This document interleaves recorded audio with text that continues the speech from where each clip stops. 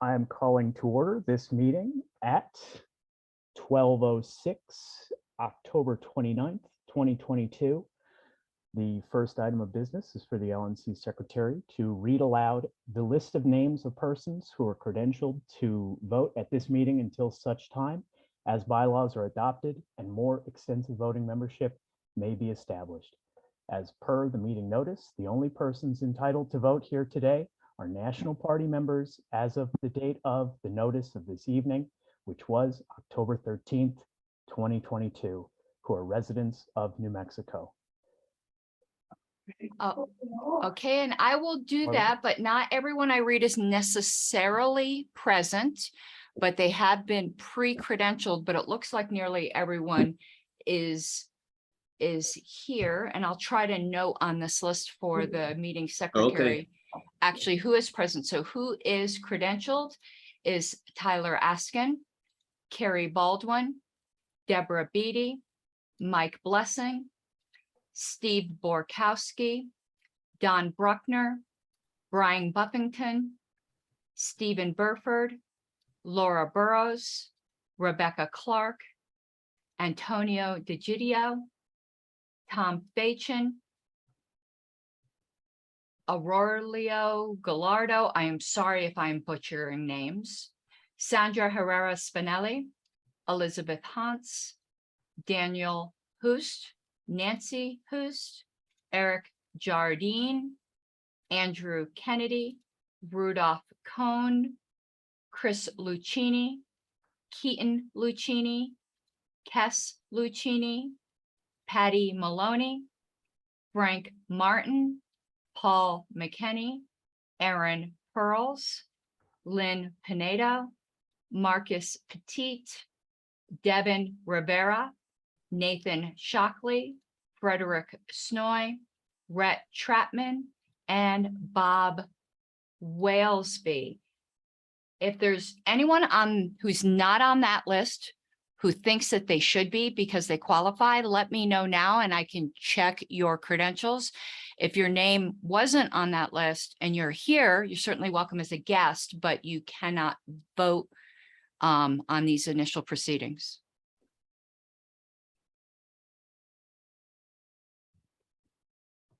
And Mr. Askin, what I'm going to do on the attendance list that you have, I am going to bold all the people that I'm noting as present. So the secretary will have that for their records, and people are still joining as we speak.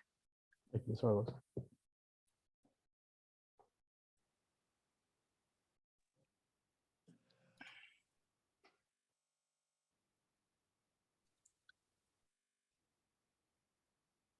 If I may ask, can we double check on my standing for Richard Gurry? Sure, Richard, I did check with headquarters and they show that you signed up for national membership on either the day you were charged or the day before. And the day before is October 14th, which is one day past. Later on in the meeting, you may be qualified to vote after bylaws are passed, but in the initial proceedings, you did not meet the cutoff. Copy that. Thank you.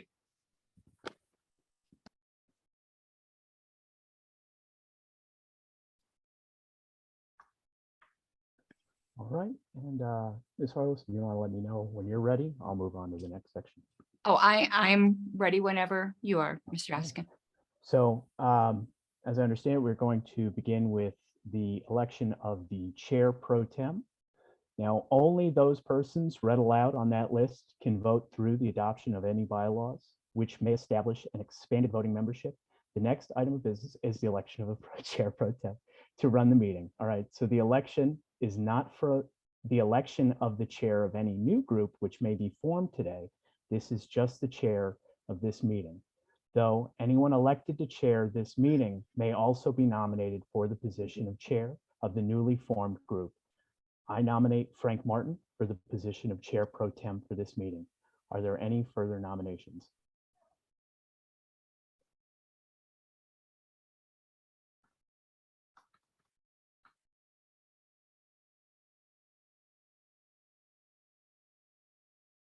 Okay, so there are no other nominations.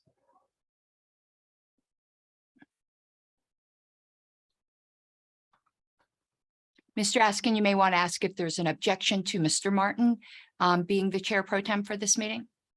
Yes, Ms. Harlos, are there any objections to the nomination of Mr. Martin? being the chair- Election. The election of Frank Martin for this meeting.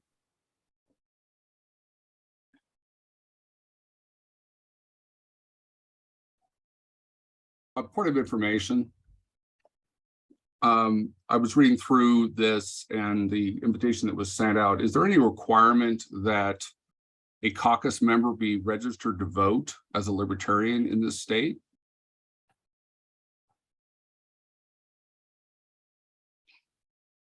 Mr. Askin, just because I'm familiar with the rules of the meeting, would you like me to answer Mr. Lucchini?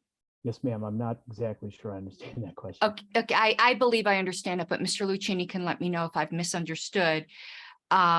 This is an organizational meeting. The only requirements up through adoption of bylaws is National Party members as of October 13th. I think the question you're asking more has to do with bylaws, which aren't on the floor at this time. So to be clear, somebody who's registered as a Republican but was a National Party member would be eligible to vote here. Yes, Mr. Lucchini.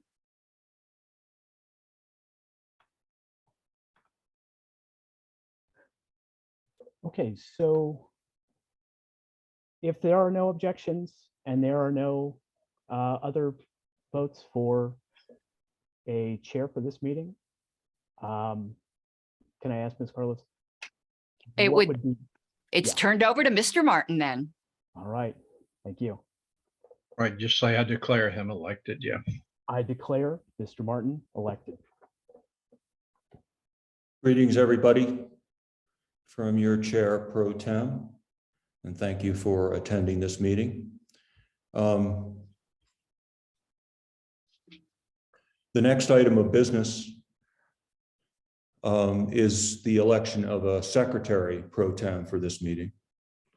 This election is not for the election of the secretary of any new group which may be formed today.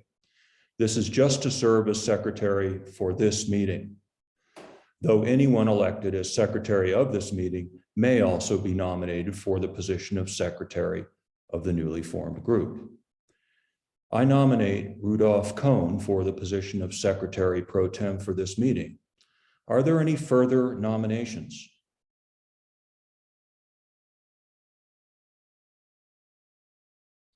Going once, twice, three times. Are there any objections to Rudolph Cohn serving for the position of secretary pro tem for this meeting? Okay, well, hearing no other nominations and no objections, I declare Rudolph Cohn secretary pro tem for this meeting. The next item of business is to hear from certain representatives here present. First, we shall hear from one of the meeting organizers, Tyler Askin. Tyler, you have the floor. Thank you, Mr. Martin. I want to thank everybody for showing up today. It was, it's always a miracle when we can have complete strangers all come together and join this. And I mean this sincerely, inside, outside, you're here, and that means a lot. And it means that we appreciate something. I've spent some time working for drilling crews, and I'm always fascinated when men can come across the country with all the emotional baggage and to the most harsh remote locations and work together. And, and we're here today because how do you get people to come together when there isn't a paycheck? I believe you do it through trust, and trust that membership, the work won't be squandered, that we share the same goal. And when I started working on this project a little over a year ago, it was because I was concerned about where society was going, and I want to warn as many people as possible. And it's sad to say that, when I did show up what I saw was an organization and just individuals that had a complete distrust of each other, who probably should have the same values. And that trust corroded the team to a point where I think the organization became hollow. The ones on the inside were terrified that outsiders would ruin their plans, and the ones on the outside became solely focused on getting inside that group. And so it seems like it's had every regular person who, such as myself, who isn't as interested in this style of, I don't know, politics, kind of thinking that everything was a joke. And I think that's pretty dangerous. So what we're here to do today is to kind of stop the needless fighting. I think it's a failure of me as a leader if I take people to an organization that I know is going to push back and to lie to people to get them to try a strategy that I don't see as a success. So we can't control the other side. What we can do is start by building something as honest as possible. And we're going to have to work to repair people's trust. And there's going to be a lot of labor that needs to be done. But if we can make it a labor of love, we won't struggle to find people. They should be able to come to us because through our actions, they should at least see that, we're trying something different, trying something new. And maybe that through traditional metrics is seen as a failure, but I'm here because everybody assumes that I'm a failure because I don't meet their standard on traditional metrics. And I think I'm a very happy person. So I'd like to turn this over to a word from, our representatives. If we could hear next from the LNC members present here, that would be great. Thank you. Yeah, I'll call on those. Thank you very much, Mr. Askin. Let's see, do we have, I do see a hand up here and I will be calling on them after we have heard from the LNC representatives. Is Angela McCardle present? Okay, then I would like to call on Madam LNC Secretary Harlos to speak, to address the body. Thank you, Chair Pro Tem. Also, just to draw your attention, something you might want to resolve. There's a message in chat that Mike Blessing's name is appearing on here twice. You might want to clarify that in a moment. I thank everyone who is here today. The LNC is super excited to have potentially a new, healthy, and functional affiliate. It's been a very unfortunate series of events that have led to today, but I can tell you that the goal and interest of the LNC is to have, again, a functional and open affiliate. Some of you may not realize that the requirement that all National Party members be involved in or at least have the potential to be involved in the organization of an affiliate, and that it be an open published meeting rather than any private group, whether it be a private group I agree with or a private group I don't agree with, was a requirement that I insisted that the LNC pass. So this is exactly the fruition of what I intended. And I'm here as a representative of the LNC to help facilitate this meeting, but this group is yours. It doesn't belong to the National Party, though obviously the National Party has certain interests in having a healthy group, and I'm here to help facilitate that. Thank you. Thank you, Madam Secretary. And now I would like to just welcome to the meeting. Do we have Pat Ford present? Okay. And I believe Joseph Eklund, our Region 6 representative, which includes New Mexico, is present. Thank you for attending, Mr. Eklund. Is Kathy Yanazovic present? Okay. Then I would also just like to recognize our LNC parliamentarians. Jonathan Jacobs, are you here? Okay. And just a correction, Mr. Chair Pro Tem, Jonathan Jacobs is not associated with the National Party at all. He is in fact just a volunteer that helps state parties, but he, like Mr. Brown, is a Republican. He's not a Libertarian. Sorry to call you out, Richard. We love you anyway. But the official LNC parliamentarian is Mr. Brown. Okay, then I would just like to welcome Richard Brown, the LNC parliamentarian, to this meeting. Thank you for attending. All right, now I do have a hand up here from Paul McKenney. Mr. McKenney, if you have business related to the business at hand, then please go ahead and speak. Yes, sir. Just a point of information. Was this meeting properly noticed under state law in a paper of general circulation 14 days prior? And if so, what paper was that and what date was it published? Mr. Martin, Chair Pro Tem, because this was an issue that was raised with the LNC, would you like me to answer that, or would you like to answer that, Mr. Martin? Yes, please, Madam LNC Secretary, if you would answer the question. Certainly. That requirement is for political parties. Political parties have to go through a petitioning process to be recognized by the state of New Mexico. This is an organization for not even a political action committee at the time, as there's no money collected yet and no treasury yet. So that state law requirement applies to political parties. Hopefully this group will be a political party one day, but they are not a political party today, and that requirement therefore does not apply.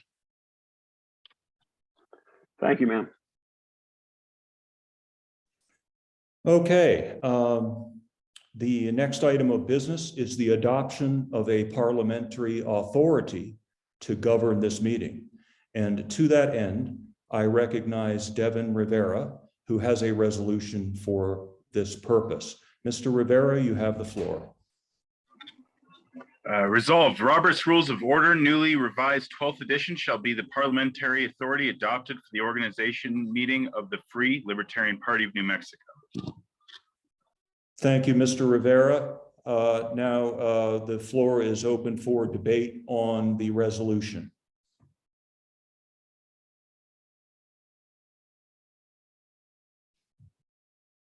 Do we have an objection to the resolution? Okay, I'm going to go ahead and declare the resolution passed.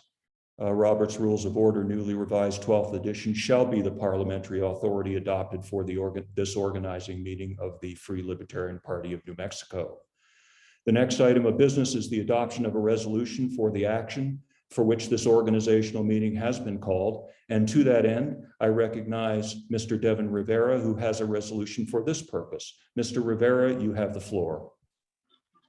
Resolved to organize a new society to work towards functioning as a qualified political party within the laws of the state of New Mexico as an affiliate of the National Libertarian Party, and to apply for affiliation with the same upon adoption of bylaws. Thank you, Mr. Rivera. We are now in debate on the resolution as read by Mr. Rivera.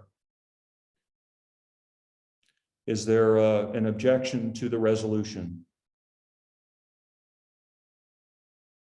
Okay. The resolution to organize a new society to work towards functioning as a qualified political party within the laws of the state of New Mexico as an affiliate of the National Libertarian Party and to apply for affiliation with same upon adoption of bylaws is passed. The next item of business is adoption of bylaws. Mr. Chair Pro Tem, I'm sorry to interrupt you. I'd just like to let you know another credentialed member, Sandra Herrera Spinelli, has entered the room. Thank you very much, Madam LNC Secretary. The next item of business is adoption of bylaws. Proposed bylaws were previously distributed and will be displayed on the screen by the Secretary Pro Tem and also can be found at https:// tinyurl.com/nm-draft bylaws. Mr. Askin. do you- Yes. I'm sorry, Mr. Chair Pro Tem. I am making Mr. Cohn, who is the Secretary Pro Tem, a co-host and changing the sharing options. Let's see if this works. I think you should be able to share your screen now, Mr. Cohn.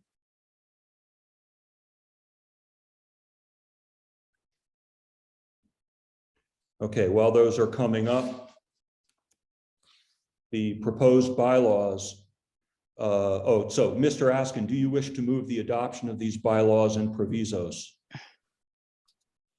I do. Do I have a second? Second. Second the motion. Thank you. The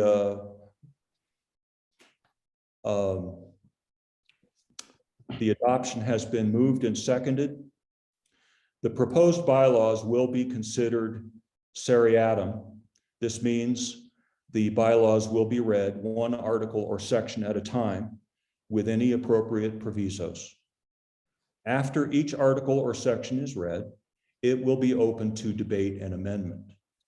When amendment, if any, of one article or section is completed, the next one will be read and considered in the same way. No section or article will be adopted until all have been opened to amendment.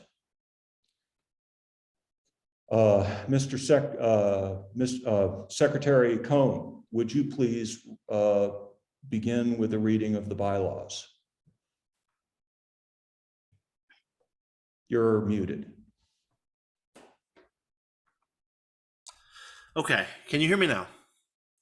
Yes, we can hear you. And is my screen sharing properly? I don't see it. Does anyone else see it? I do have it on my screen. Okay, I it's have just, it on my end. okay, let me, hold on one second. It's Zoom. Show all windows. I got it now. Okay. Perfect. Thank you. So I'll start with Article 1, name. The name of the organization shall be the Free Libertarian Party of New Mexico, hereinafter the party. The party shall operate as a political action committee and qualified political party under the laws of the state of New Mexico, as permitted, and shall be exclusively an affiliate of the National Libertarian Party, hereinafter the National Party. Proviso to Article 1, name. Article 1 is adopted with the proviso that the party's SCC can amend the party's name with a 2/3 vote if required by law, other legal issues, ballot access, and/or to qualify as a political party in New Mexico. The SCC can also change the party's name to Libertarian Party of New Mexico with the same conditions if and when legally permitted. If the new name does not contain the words Libertarian or Liberty, approval of the Libertarian National Committee will be required. This change must take place at a properly noticed regular or special meeting. This proviso is not intended to restrict the rights of delegates to amend these bylaws to rename the party to a name of their choosing if properly noticed to be heard at an annual or special convention. Thank you, Secretary Cohn. Do we have any objections to Article 1 and the attached proviso? Okay, Secretary Cohn, would you please proceed with the reading of the bylaws? Yes, I will proceed with Article 2, Statement of Purpose. The purpose of the party is to implement and give voice to libertarian principles, such as those in Article 3, Statement of Principles below, throughout the state of New Mexico by A. Providing leadership and direction for the libertarian movement in New Mexico. B. Communicating the message and positions of the party. C. Entering into political information and educational activities. D. Promoting, chartering, coordinating, and supporting party affiliates. E. Growing the party through attracting and retaining members. F. Attracting, nominating, and promoting professional, serious party candidates for political office. And G. promoting libertarian legislation throughout New Mexico. Thank you, Secretary Cohn. Are there any objections to Article 2 as read? Hearing no objections, Secretary Cohn, would you please proceed with the reading of the bylaws? Madam, I mean, excuse me, not madam, unless I'm presuming your gender. Mr. Chair Pro Tem, I'm sorry, all these titles. A couple more people have entered the room. They are not qualified to vote, but just so that you can note, one of them was Rob Wagner, and the other, let me get the name. It's not coming up, but I do have them marked as guests. I just wanted to let you know a few more people have entered. Thank you, Secretary Harlos. Secretary Cohn, would you please proceed with the reading of the bylaws? Yes. Article 3, Statement of Principles. We, the members of the Free Libertarian Party of New Mexico, challenge the cult of the omnipotent state and defend the rights of the individual. We hold that all individuals have the right to exercise sole dominion over their own lives and have the right to live in whatever manner they choose, so long as they do not forcibly interfere with the equal right of others to live in whatever manner they choose. Governments throughout history have regularly operated on the opposite principle, that the state has the right to dispose of the lives of individuals and the fruits of their labor. Even within the United States, all political parties other than our own grant to government the right to regulate the lives of individuals and seize the fruits of their labor without their consent. We, on the contrary, deny the right of any government to do these things, and hold that where governments exist, they must not violate the rights of any individual, namely, 1, the right to life. Accordingly, we support the prohibition of the initiation of physical force against others. 2, the right to liberty of speech and action. Accordingly, we oppose all attempts by government to abridge the freedom of speech and press, as well as government censorship in any form. And 3, the right to property. Accordingly, we oppose all government interference with private property, such as confiscation, nationalization, and eminent domain, and support the prohibition of robbery, trespass, fraud, and misrepresentation. Since governments, when instituted, must not violate individual rights, we oppose all interference by government in the areas of voluntary and contractual relations among individuals. People should not be forced to sacrifice their lives and property for the benefit of others. They should be left free by government to deal with one another as free traders, and the resultant economic system, the only one compatible with the protection of individual rights, is the free market. Thank you, Secretary Cohn. Are there any objections to Article 3 as read?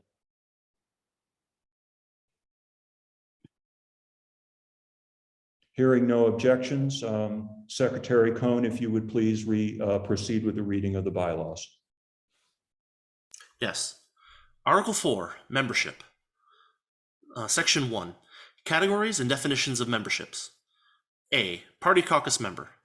A Party Caucus Member is any New Mexico resident who has signed the non-initiation of force statement, which reads, quote, I certify that I do not advocate the initiation of force to achieve political or social goals, end of quotation, and has met one of the membership dues qualifications enumerated herein.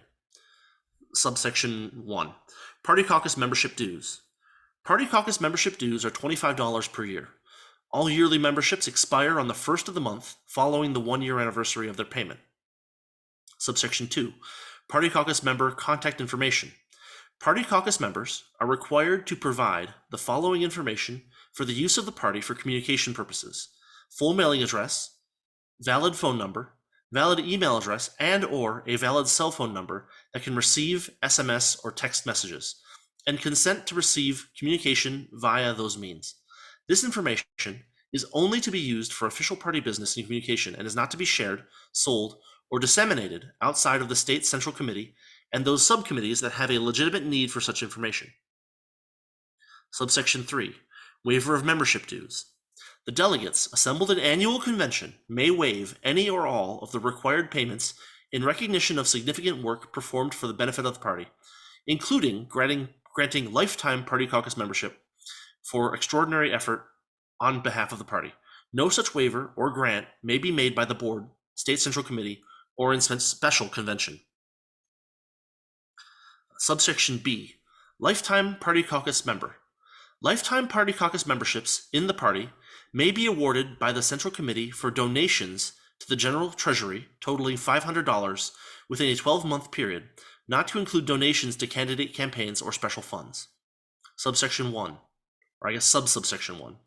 Only persons signing the non-initiation of force agreement, which reads, quote, I certify that I do not advocate the initiation of force to achieve political or social goals, end of quotation, are eligible to be awarded lifetime party caucus membership. Subsection 2. It shall be the duty of the secretary to maintain and make secure a record of all lifetime memberships. Subsection 3. The delegates in convention may revoke any lifetime membership. Subsection C. National party membership. Membership dues, or subsection 1. Membership dues do not confer membership in the National Libertarian Party, which has its own dues. In subsection 2, membership in the National Party is required for national delegates. All right, section 2, membership benefits and restrictions. Subsection A, delegates to annual state conventions. In order to serve as a delegate to the annual state convention of the party, all party caucus memberships must be in place 30 days prior to the convention date to allow for the secretary to validate memberships. All party caucus members meeting this requirement and in good standing as of the convention date are automatically qualified upon attendance to serve as state convention delegates. Subsection 1. In addition, former party caucus members whose dues have lapsed within the 60 days prior to the announcement of an annual convention shall have a grace period in which to renew their membership by paying dues. Subsection 2. This grace period shall begin upon announcement of the annual convention on the party website, or upon announcement to the membership of the annual convention by email, whichever comes earlier, and the grace period shall end 15 days after the date of posting the announcement of the annual convention to the party website, or the date of the announcement by email, whichever comes later. Subsection 3. Members renewing under the grace period provisions in this section shall be qualified upon attendance to serve as delegates at annual conventions. Subsection B. Delegates to special conventions. In order to serve as a delegate to a special convention of the party, all party caucus memberships must be in place 30 days prior to the convention date to allow for the secretary to validate memberships. All party caucus members meeting this requirement and in good standing as of the convention date are automatically qualified upon attendance to serve as state convention delegates. Subsection 1. In addition, former party caucus members whose dues have lapsed within the 12 months prior to the announcement of a special convention shall have a grace period in which to renew their membership by paying dues. Subsection 2. This grace period shall begin upon announcement of the special convention on the party website, or upon announcement to the membership of the special convention by email, whichever comes earlier, and the grace period shall end 15 days after the date of posting the announcement of the special convention to the party website, or the date of the announcement by email, whichever comes later. Subsection 3. Members renewing under the grace period provisions in this section shall be qualified upon attendance to serve as delegates at special conventions. Article 4 has a proviso to Article 4 party membership. The membership that one must have fully paid dues in order to be a party caucus member is waived until January 1st, 2023, provided the member has pledged to pay their dues by that date. All national party members residing in New Mexico as of the time of the notice for this organizing convention are entitled to vote for amendments to the bylaws and elections of party directors at this organizing convention, regardless of any pledge to pay any party caucus membership dues. Thank you, Secretary Cohn. Are there any objections to Article 4 as read? Mr. Chair Pro Tem, Yes. I'm not a member here today, but if the members would indulge me, I have a suggestion in case any voting member wishes to move an amendment to this proviso. And I actually thank Mr. Lucchini for bringing such a potential issue to your attention. I would suggest, if a member wishes, to move to add to the proviso that only persons who are presently registered libertarians may vote on party leadership at this organizing convention. Let me let me rephrase that, because one thing you cannot exclude per the National Party are National Party members. Anyone who's a National Party member can be registered in any party. But put with the exception of qualified National Party members registered New Mexico resident. I'm probably going to word this poorly, but what I'm getting at is, with the exception of the New Mexico residents who are National Party members residing in New Mexico, as of October 13th, any other persons voting on party leadership must be registered Libertarians as of this date. Okay, thank you, Secretary Harlos. Would you care to state that as a proviso? If you give me one moment, I will stick it in chat. If any person who is qualified to move it, which I am not, wishes to do so. Yeah. So if I could have your indulgence, Mr. Chair Pro Tem, to maybe stand at ease for 2 minutes to give me an opportunity to type that into chat. Certainly, we stand at ease for 2 minutes. Thank you.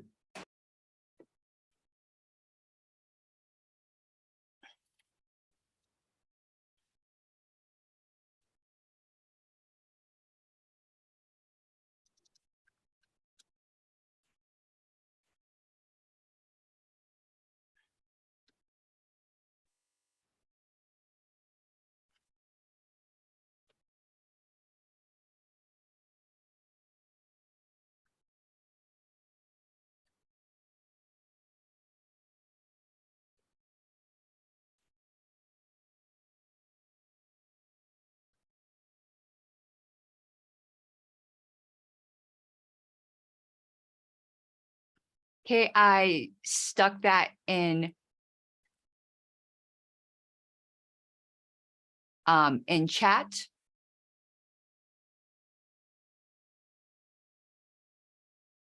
And the only thing I added was the last sentence: with the exception of the above qualified National Party members, any person voting on party leadership at this time, at this organization and convention, in addition, must be a New Mexico registered Libertarian on this date. And Mr. Walesby, if you don't mind me, Mr. Chair Pro Tem, you have already signed that statement, Mr. Walesby, as a National Party member. If you no longer agree with that certification, you do need to take that up with the National Party. However, you would then no longer be qualified to be a National Party member. That is required to be a National Party member. So you have already certified that statement. Oh, okay. Thank you. I must have missed it when I was signing those documents with them. Thank you. You're welcome.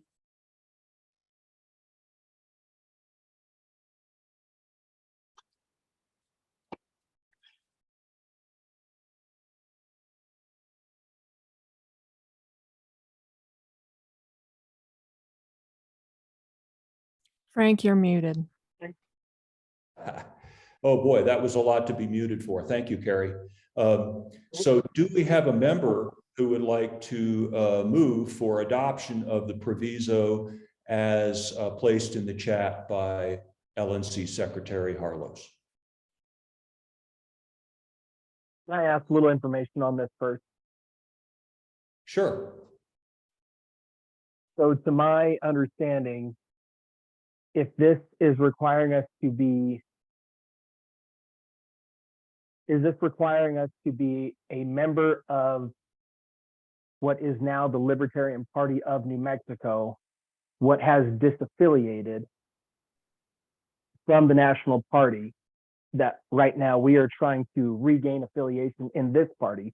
Is this motion attempting us, or is this motion to decide if we need to be a member of what would be a competing political party to be able to vote on leadership for this organizing convention today? No, the requirement is to be a registered Libertarian, not a member of the Libertarian Party of New Mexico. But is that with the Secretary of State's office? Is that what you're talking about? Yeah, Okay. a I think registered that voter. A voter I think registration. that should be amended. It should specifically say registered to vote Libertarian with the New Mexico Secretary of State. Here's my question. If you are a registered Libertarian with the Secretary of State, that's directly affiliated with the non-affiliated National Party, right? The formerly affiliated Libertarian Party of New Mexico. That would be a competing party to this party that we are trying to organize today. So if it's requiring you to be a registered Libertarian with the Secretary of State, that would be the party that met in March of 2022 to send delegates, right? No. No, we're just talking about a voter registration form. We're not talking about membership of any party. Point of question or something? I think I can explain it. Lynn, the registration with the Secretary of State, you can put whatever name for a party in there as you want. It doesn't matter. We're saying this amendment would say you need to put Libertarian as your party registration. And I think the purpose of it is to make sure that anybody that's voting on leadership for this party is not a registered Democrat or Republican participating in their primaries while at the same time controlling leadership of this particular group. Am I wrong about that? Mr. Chair Pro Tem, would Mr. you like me? Chair, I think it's a point of personal privilege or maybe inquiry. Okay, go ahead. This seems irrelevant to the current meeting as we are including all national party members. The status that the organizing meeting in March of 2023 requires, as far as your registration status, to be a member of that can be dealt with later. But for this particular meeting, if you have to be a national party member, and it doesn't matter what party you're registered as long as you're a national party member, you can participate. This is kind of a pointless thing to debate for this meeting. Because at the end of the day, you have to be a national party member, and that's what's important for this meeting. Am I not understanding this correctly? Mr. Chair Pro Tem? Yeah, Secretary Harlos, you have the floor. I understand Mr. McKinney's confusion. In order to vote all the way up through approval of bylaws, you are absolutely correct. Once there are bylaws, there's a new organization in place. The voting pool then expands. It doesn't have to be national party members. It is people who meet the membership requirements in the newly adopted bylaws, which are people who pledge to sign dues, pay dues, and reside in New Mexico. There's no requirement to be a national party member. This is just adding a temporary requirement for this meeting only, that those who vote on the leadership are registered Libertarians, which is, as of this moment, a different political party. But I think everyone recognizes that this group, everyone who is in this group, or nearly everyone, was probably formally in agreement with that. A lot of people answered surveys. They did not want to be disaffiliated. So I think we could assume that until such time that you guys become qualified as a political party under whatever name, that your memberships are going to be mostly Libertarians who are technically members of the other disaffiliated group as well. This is all entirely up to you. I'm throwing that out there. If it's something you want to consider, this is your group.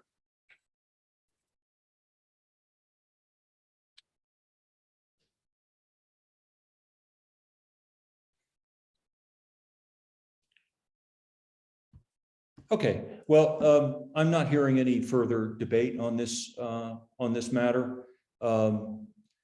Do I have a motion from the floor to adopt the revised proviso as posted in the chat, or any other motion?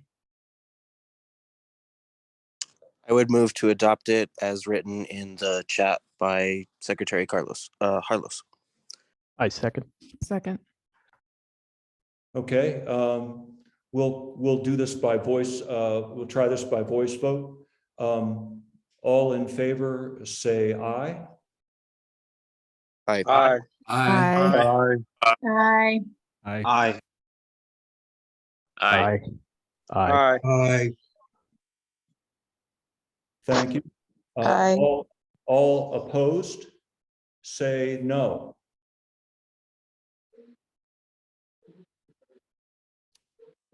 The motion is adopted. Secretary Cohn, would you please copy, paste, or otherwise amend the proviso to Article 4 party membership as posted by LNC Secretary Harlos? Yes, I'm working on it now. Mr. Chair, this is Mr. Brown, parliamentarian. Just Yes, Mr. Brown. any future motions like this can be adopted without objection. You can just ask if there's any objection. Right. And if there's no objection, just declare it adopted. Thank you, Mr. Brown. I will take that advice. It appears that the proviso has been amended. So, Secretary, would you please proceed with the reading of the bylaws? One moment, I'm making sure there was no other change to the earlier text in the proviso.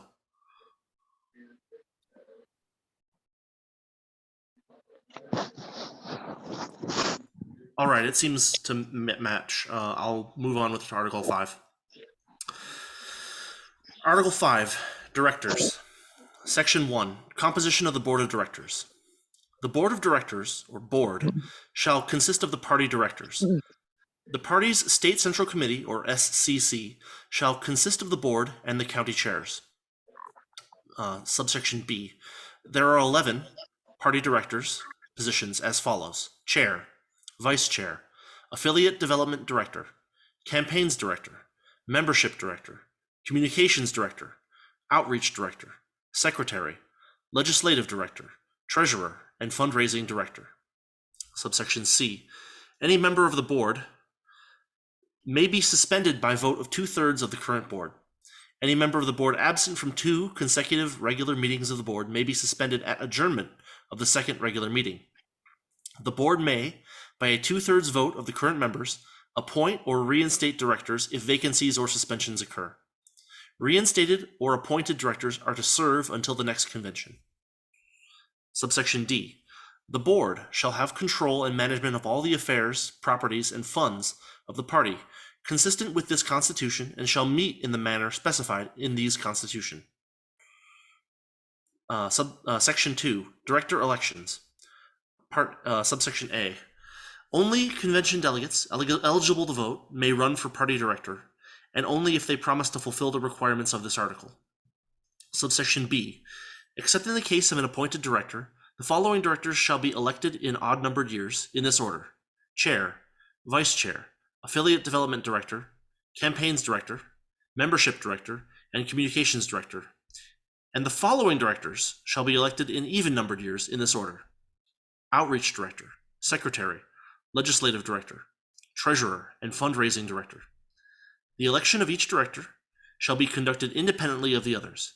Such elections shall be conducted by the delegates to the convention as provided in these bylaws, and shall not take effect until adjournment sine die of the business session of the convention, and the director-elect has signed the Statement of Principles of the National Libertarian Party, and a statement disavowing the initiation of force to achieve political or social goals.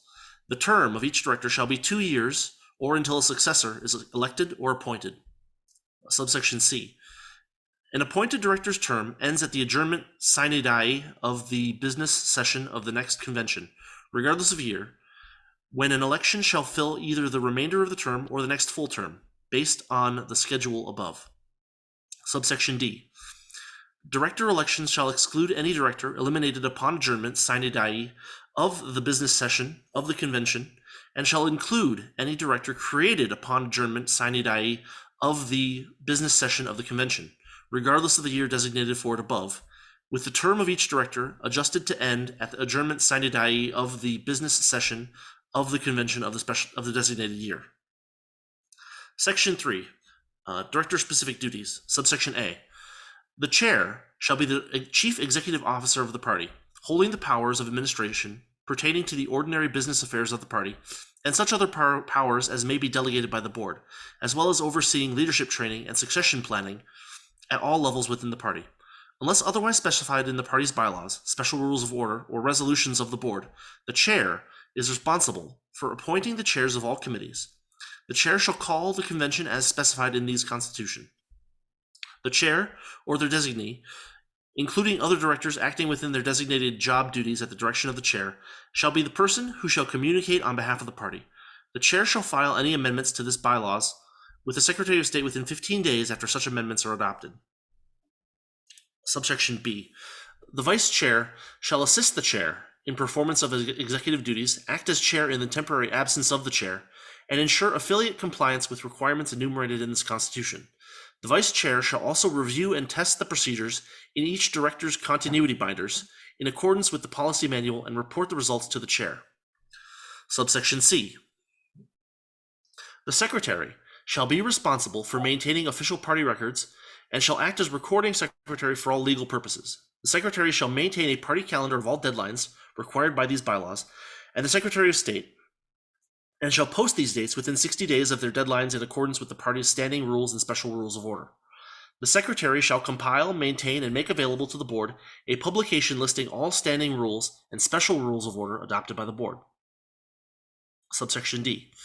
The treasurer shall be responsible for maintaining accurate records of all income and expenses associated with the operation of the party, and shall present a summary of all income and expenses at each regular meeting of the board. The income and expense summary may be limited to activities since the last regular meeting of the board. The treasurer may also prepare budgets for the other directors or assist them in preparing their own budgets.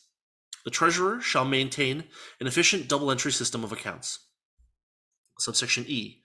The affiliate development director shall develop and support affiliates and development groups, and guide development groups toward official affiliate status. The affiliate development director may establish and manage committees, including the appointment of any committee chairs, to perform these functions. Subsection F. The campaigns director shall identify political races and recruit candidates. The campaigns director shall also coordinate candidates and campaigns and assist candidates in navigating compliance with campaign legal requirements and in obtaining campaign volunteers. The campaigns director may establish and manage committees, including the appointment of any committee chairs, to perform these and other campaign functions. Subsection G. The membership director shall be responsible for developing membership education programs, recruiting and training activists, and publishing a regular internal newsletter. The membership director shall also be responsible for maintaining or for managing and accessing membership records for internal party use and coordinating membership data with the National Libertarian Party. The membership director may establish and manage committees, including the appointment of any committee chairs, to accomplish these and other membership functions. Subsection H. The communications director shall be responsible for all outward-facing communications, websites, multimedia, social media, press releases, media appearances, and media inquiries. The communications director may establish and manage committees, including the appointment of any committee chairs, to accomplish these and other communications functions. Subsection I. The outreach director shall be responsible for booking and running outreach booths and community events, and for maintaining outreach materials. The outreach director may establish and manage committees, including the appointment of any committee chairs, to perform these and other outreach functions.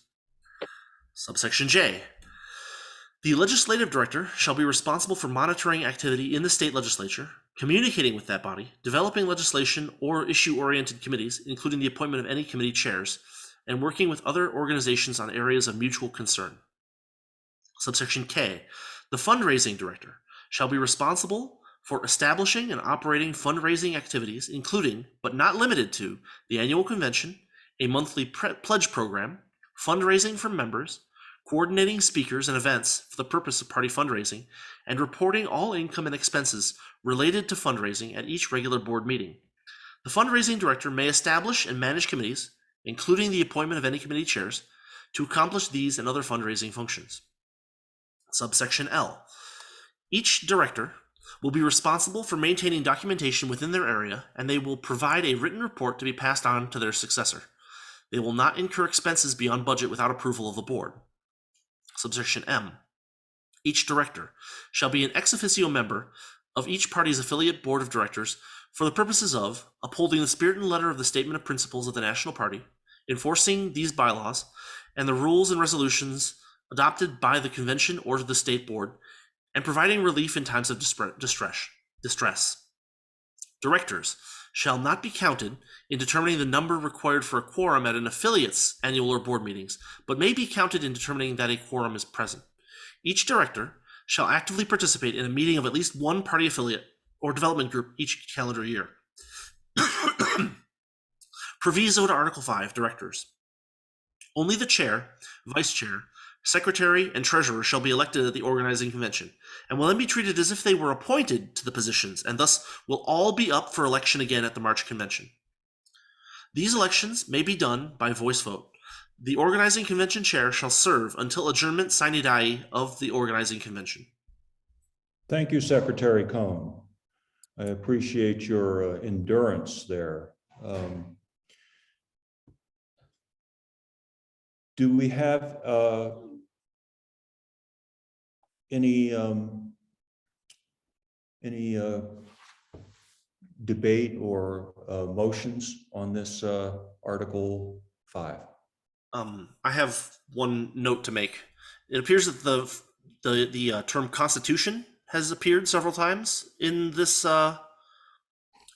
article, and those references to this Constitution should be changed to these bylaws in all cases in this article. It would take me a couple of minutes to find all of those instances and note them individually, or how can we proceed? Yeah, I counted 3 of them.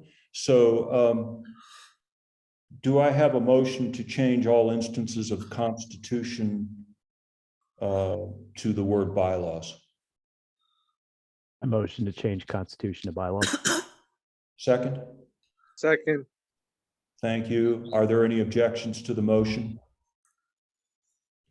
Okay, Secretary Cohn, if you would make those changes. We also have a stray reference to development groups, which needs to be deleted.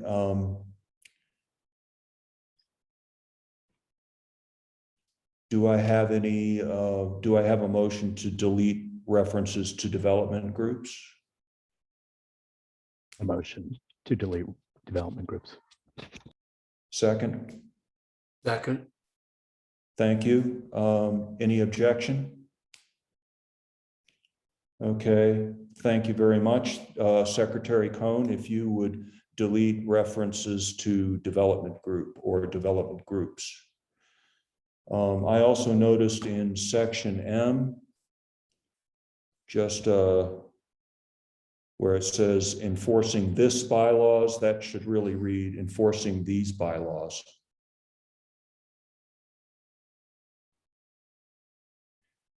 Do I have any objection to that change? Thank you. Okay, any other anything else, any other motions or debate on this section? Okay, hearing no objections, we will proceed when the secretary is ready to the reading of Article 6. Secretary Cohn, would you like me to take over reading Article 6 while you continue to work and maybe let your voice recover? Yeah, that sounds good. I'll keep working on making these changes to Article 5. Okay, I'll read Article 6, State Central Committee meetings. Section 1, times of meetings. The State Central Committee shall convene open meetings at such times and places as may be determined by action of the State Central Committee, by call of the chair, or by written request of 1/3 or more of the current State Central Committee or 3 directors. Notice must be sent to the official email address of each State Central Committee member and posted to the party website at least 48 hours prior to such meeting. The notice shall include the date, time, and place or virtual address of the meeting and the proposed agenda. Such meetings shall be called at least once per calendar quarter. Section 2, quorum. More than 1/2 of the current membership of the board of directors shall constitute a quorum at all meetings for the transaction of business, except where a larger vote is required by these bylaws. County chairs do not count towards quorum, but do count towards determining if any proposition passes or fails. Any state central committee member may participate in a state central committee meeting or committee meeting by means of electronic communications equipment, which allows all persons participating in the meeting to hear or otherwise communicate with each other. Section 3, the state central committee and its appointed or bylaws mandated committees may transact business by electronic communications as specified by special rules of order adopted by the state central committee. 4, attendance. Any party caucus member in good standing may attend any state central committee meetings. And an SCC member who will be absent for no more than 2 meetings a calendar year can appoint any party caucus member in good standing as a proxy. No proxy may represent more than 1 state central committee member at any state central committee meeting. The state central committee member who is being represented by a proxy must notify the chair and the secretary of the substitution. 5, Section 5, minutes. Minutes of state central committee meetings shall be posted by the secretary to the party website no later than 15 days after the meeting. Minutes for the meeting prior shall be approved at each state central committee meeting. Okay, having read Article 6, are there any objections to the adoption of Article 6? Mr. Chair Pro Tem, just FYI, since you're going seriatim, you're not It's really not adopting. Yeah. Thank you. Thank you, Secretary Harlows. Are there any objections to Article 6 as read? Hearing no objections, I'll go ahead and read Article 7. Mr. Chair Pro Tem, Yes. just housekeeping. There is a Rebecca, I believe it's Rebecca Clark, who is a credentialed member, but because everyone here does have the right to see everyone's full name to make sure they are credentialed, could I please have confirmation from Rebecca that this is Rebecca Clark? Yes, I have technical difficulties unmuting myself, but this is Rebecca Clark. Thank you. I'll change your name so that it reads full. Thank you. I appreciate it. Thank you. Thank you. I will proceed with the reading of the bylaws. Article 7, conventions. Annual conventions shall be held on or about the first weekend in March or as provided by state law. Section 2, in addition to annual conventions, special conventions may be called by a vote of 2/3 of the board of directors or upon petition of 10% of the party caucus members for matters required to bring the party into compliance with state or federal law or matters of an emergency nature, including amendments to these bylaws. Special conventions may also be held to nominate candidates for special elections. The cost and physical arrangements for special conventions called by petition of the party caucus membership are to be borne by the sponsors of the petition. Section 3, the secretary or the convention committee, if one is established by the board, shall make the following notifications in regard to conventions. Subsection A, all notices of convention made under this section shall include the date, time, and public place where the convention is to be held, the business to be considered, and the requirements for being a convention delegate, membership dues, and the grace period for lapsed members as set down in Article 4 membership. Subsection B, party caucus members shall be notified no later than 30 days prior to the convention date by the preferred means of contact provided by the party caucus member and additionally by other means determined appropriate by the secretary. Subsection C, concurrent to the notification of party caucus members, the party website and party-sponsored social media shall be prominently posted with notice of convention and the requirements for being a delegate. Subsection D, convention notices made to members to the party website and to party social media shall include contact information for inquiries regarding delegate credentials. Timely response shall be made to all such inquiries and every reasonable effort made to facilitate delegate participation. Subsection E, notice of the convention shall be made in a newspaper of general circulation in the state if required by state law. Section 4, the proposed agenda of convention shall be approved by the board at least 15 days prior to the convention date and immediately published to the party website and sponsored social media, but in no case later than 10 days prior to the convention date. Once the agenda is published under this provision, no changes may be made except by the delegates assembled. Section 5, the chair, secretary, or credentials committee established by the board is empowered to verify the credentials of any delegates. Section 6, each convention shall include a business meeting. Business meetings shall be conducted according to the current edition of Robert's Rules of Order, except as otherwise provided by this Constitution. Section 7, no fee may be required of any party caucus member to participate in the business session of any convention. However, fees may be required for participation in other convention events. 8, any required changes to this Constitution or bylaws that are made at a special convention must be ratified by the next annual convention, regardless of the year of the convention, using the same voting threshold required to change the document as provided for in this bylaws, or else they will be rendered null and void. Section 9, unless ordered by state law, conventions are not permitted to be held electronically. Proviso to Article 7 conventions. The prohibition against electronic conventions does not apply to this organizing convention. That completes the reading of Article 7. Do I have any amendments or debate offered? Yeah. Go ahead, Lynn. Regarding special conventions in Section 2, thing that we have, I'll go ahead and read it. In addition to annual conventions, special conventions may be called by a vote of 2/3 of the board of directors or upon petition of 10% of the party caucus members for matters required to bring the party into compliance with state or federal laws or matters of an emergency nature, including amendments to these bylaws. Is there an amendment that we can make that can specify that only bylaws that can be changed need to be specific to state or federal laws? All other bylaw changes need to be made at annual convention.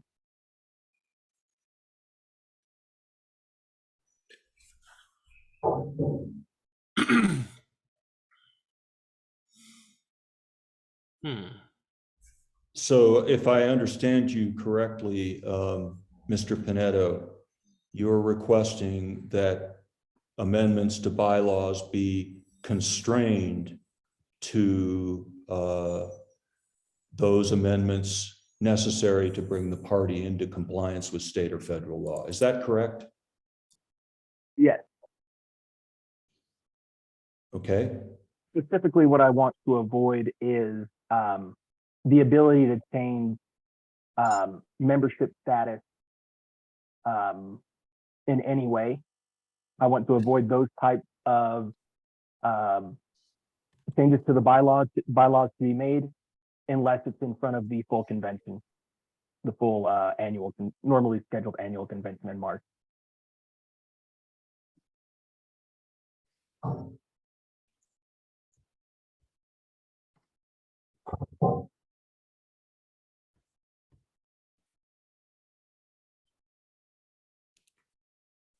Can I motion to adopt Lynn's amendment to Article 2? Yeah, I don't have it written out, but once we can get a look at. Okay. I would just offer the following observations on that, Lynn.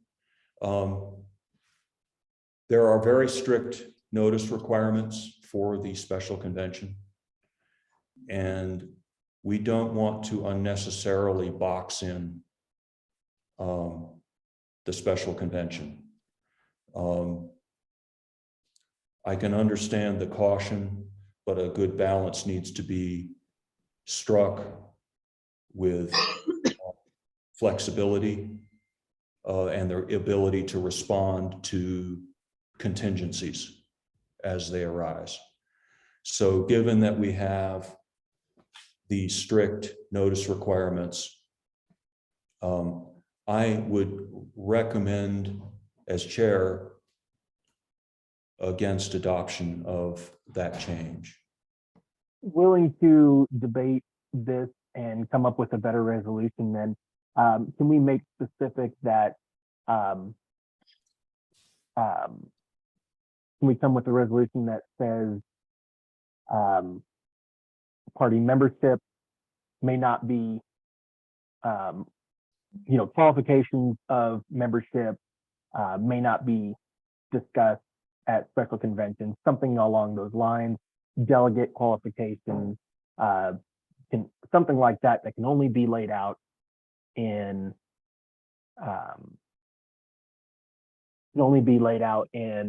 the annual convention, at least specific to party membership then, if not just federal law. Mr. Chair Pro Tem, may I offer something that I know will come up at the LNC in reference to this discussion? Yes. Obviously, delegate stuff is all your business. I'm not going to comment on that. However, there's a change to party membership that you're probably going to want to make midterm. Right now, you are not this group, if the bylaws are adopted, is not a qualified political party under New Mexico law. But hopefully at some point you will be, and that probably is not going to happen right before an annual convention. And you're probably going to want to amend your bylaws to require party registration in whatever status you end up achieving with the state of New Mexico. And you don't want to have to wait a year for that. The LNC, if this group is affiliated, is going to be sinking probably, a fair chunk of money into getting you guys qualified. And we're going to want to know that you're going to be able to quickly amend your bylaws to adjust to that new reality. Your delegate thing, that's entirely your business. That's your opinions. But the LNC does have a very specific interest here in you guys being able to be flexible with your changing status with the state of New Mexico when you do become a qualified political party, which you are not right now. The word party is used in your bylaws colloquially, because that's a legal term, which you technically are not right now a party. Even when these bylaws are passed, New Mexico declares you a party or not, and you have to have a petition of so many signatures. But once you have that petition, your National's not going to want to sink a lot of money into a party that's not going to protect itself to its members. Okay, thank you, Madam LNC Secretary, for your advice. Do we still have, do we have a motion on the floor at this point? Okay, then I am going to just jump and see if we have any objection to adoption of Article 7 as read. I wanted to amend to replace the mentions of Constitution or this Constitution with these bylaws. Thank you. Could someone? I make that motion. Could someone? If we have a second, I can do that. Yeah. Second. Is there any objection to the to changing the references to Constitution to the word bylaws? Okay. Secretary Cohn, if you would make those changes, please. All right. And seeing as there is no objection, other objections, we'll move on to. We have some hands raised. Mr. Chair Pro Tem. Mr. Chair Pro Tem. Okay, thank you for bringing that to my attention. Mr. Askin. Yeah, this was in regards to the special convention section that Lynn brought up. This is a question. I thought we were, hold on. Was there a part where we have changes to special conventions? We can make changes in special conventions, but they are temporary until a actual convention, an annual convention, where it's then formalized. Yes. That was just me. Okay, so just to make sure I understand that we can have special conventions where we do make changes, but if they are not. See Section 8. See Section 8. Any required changes to these bylaws that are made at a special convention must be ratified by the next annual convention, regardless of the year of the convention, using the same voting threshold required to change the document as provided for in these bylaws, or else they will be rendered null and void. Okay. All right, Okay, thank you, so sir. if it's not ratified at the next annual convention, it disappears. Point Okay, of question, doesn't that mean though you could change it to where you limit the amount of people that are voting at that annual convention and they're the ones that are going to be ratifying it?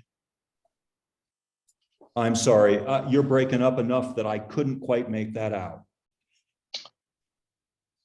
If you change the rules on who qualifies as a voting member mid-year, and then at the convention they're to be ratified, doesn't that allow for you to only have votes from people that you want to be voted, and therefore they would ratify? Isn't that a loophole? It might be. The chair calls our parliamentarian, Richard Brown. Thank you, Mr. Chair. I've had 2 or 3 comments. First, I was going to suggest changing constitution to bylaws, and that has already been done. As far as fine tuning what can be done at a special convention when it comes to amending the bylaws, I was just going to point out that this is something that can actually be tweaked at your first annual convention, which is what, just 4 months away. It's up to you folks whether you want to get into that now or work on this and tweak it at your convention. Thank you, Mr. Brown. Okay, I don't have any other hands raised. Carrie has a hand There's raised. Carrie Baldwin. Yes, Gary Baldwin does. Carrie, Hi. So it seems like the phrase in question is including amendments to these bylaws, which is very vague. I would recommend that we strike that. I would move that we strike that for now and come back to it at the next convention. I Second. that. okay, debate on the motion on the floor. Yes, I would like to ask for the LNC secretary, Madam LNC secretary, if that would, in the short term, hinder our ability to also, would that be too vague of a strike, be able to meet any of the questions or anything that you had in mind that we may need to adjust on the fly between now and our spring convention in March? I think the chance, since your March convention is so soon, I'm sure if the LNC has a concern, they can bring it to the board. I don't see any danger if you intend upon revisiting this in March, if you wish to strike that at this point. I don't see, what I'm trying to say is, we're not going to get you official party recognition in a month, so that there'll be months and months before you can switch your definition if you need to. Your March convention is coming up rapidly enough that I think you can address it then. Okay, is there further debate? Okay, would you care to restate the motion, Mr. Pinetto? This was Carrie's motion. Carrie? Yes, I move to strike, including amendments to these bylaws. And we have that seconded. Then why don't we have a vote on that? All in favor of the amendment, say aye. Aye. Aye. Aye. Aye. Aye. All opposed, say no. Okay, the ayes have it here, and including amendments to these bylaws is struck. Thank you, Secretary Cohn, for taking care of that.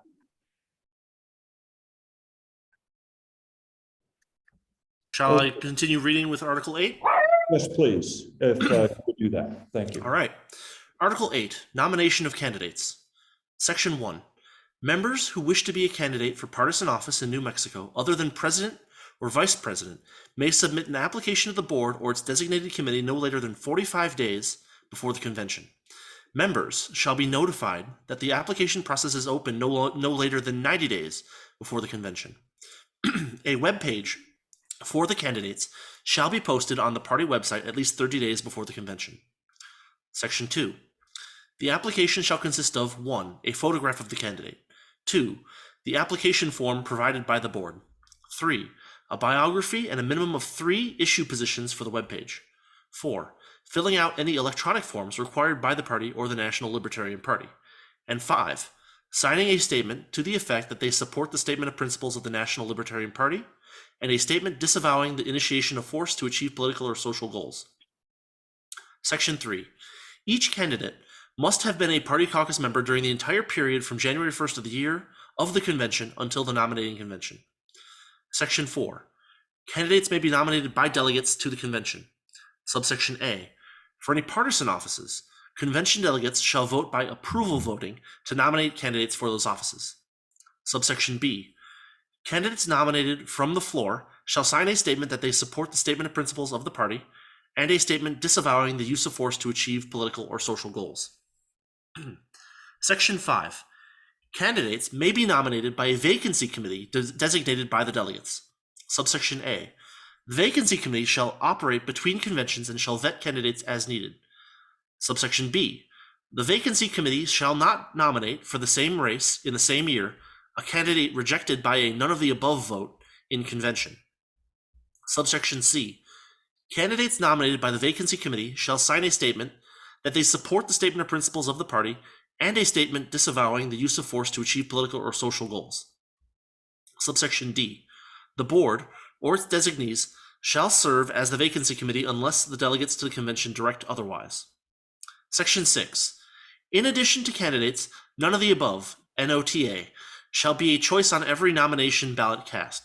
At no time shall NOTA be removed from the nomination ballot, even under suspension of the convention rules. Should NOTA win the nomination for a partisan office, nominations may be reopened for one additional round of voting. Only new candidates are eligible to run on the additional ballot. If NOTA wins on the second ballot, there will be no candidate for that race. Section 7. Any party nominee in a partisan contest where party identification on the ballot is permitted shall use the designation provided by the party.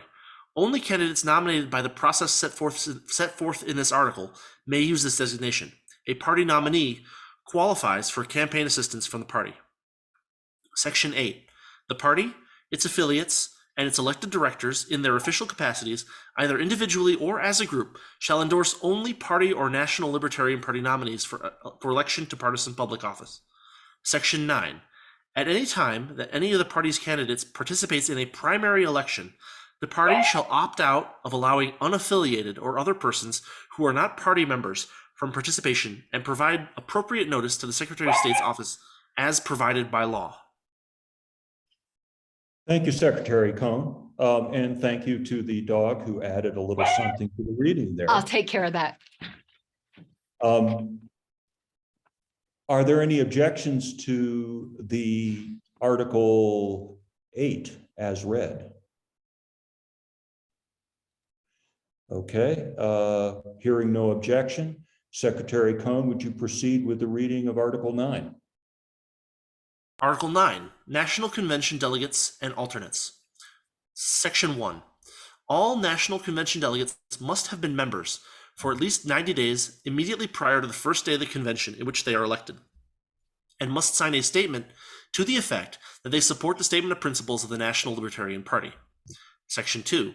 The SCC shall solicit applications from qualified members for election as National Convention delegates and alternates at least 60 days prior to the convention and shall publish the completed applications with addresses, phone numbers, and email addresses redacted to the party website at least 30 days prior to the convention.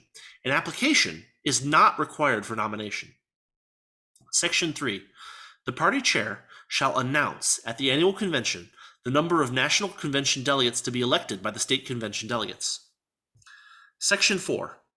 Nominations for National Convention delegates shall be received from the floor with no seconding required. Members may nominate themselves.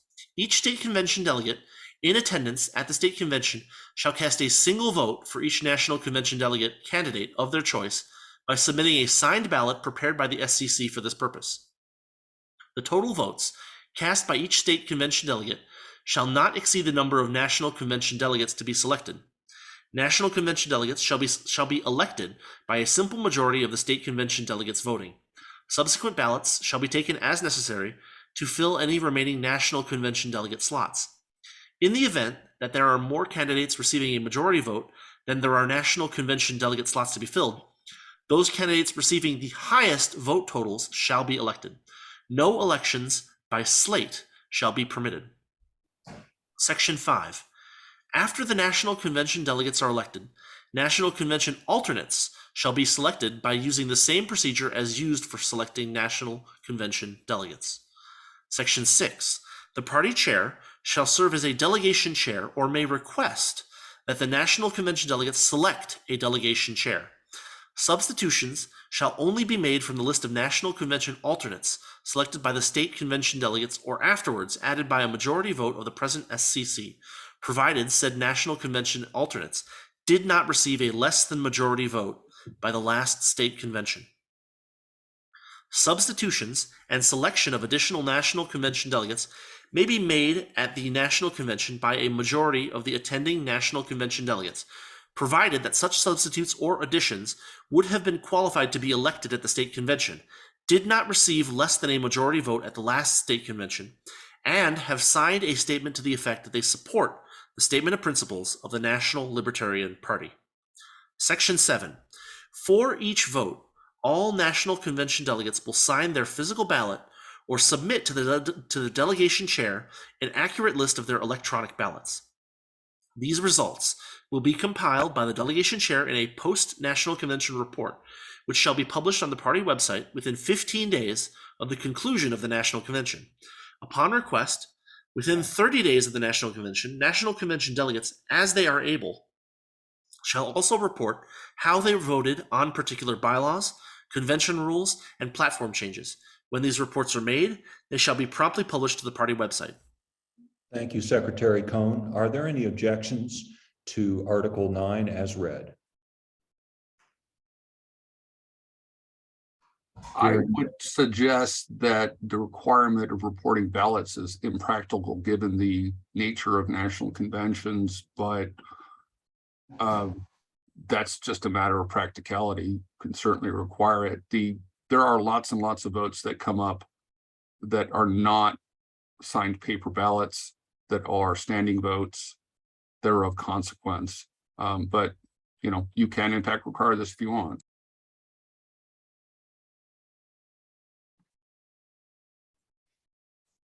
Is there any further comment? Yeah, hold on. I just have a little difficulty understanding exactly what Mr. Lucchini brought up.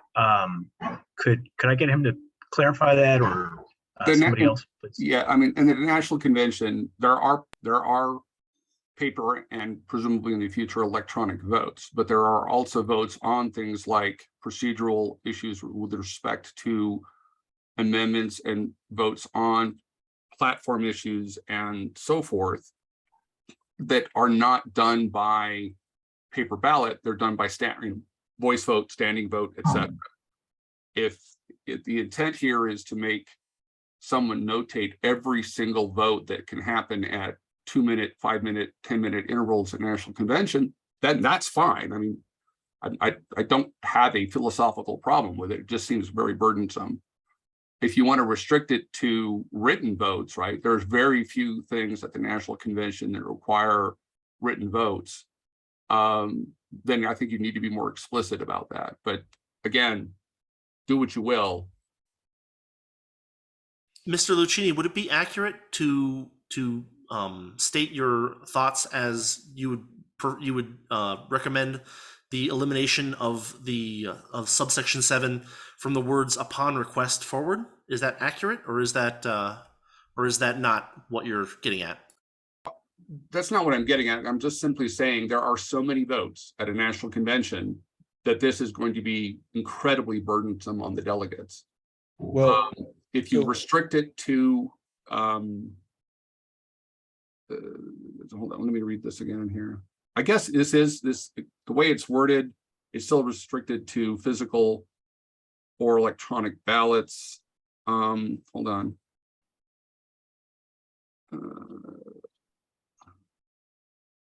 Yeah, and that's that part. So the last part, upon request, you have to report how you voted on everything. That seems overly broad, but again, I am not objecting to this. I'm simply pointing out that this seems overly broad. Well, the phrase "as they are able" is in there. Now, the chair calls on Richard Brown, the LNC parliamentarian. Mr. Brown, you have the floor. I think you could perhaps perhaps solve this problem in section 7 in the first 3 words where it says for each vote, just add the word for each written vote or each vote by ballot. Because Mr. Lucchini makes a point, there are lots of votes, that are not done by written ballot. Thank you, Mr. Brown.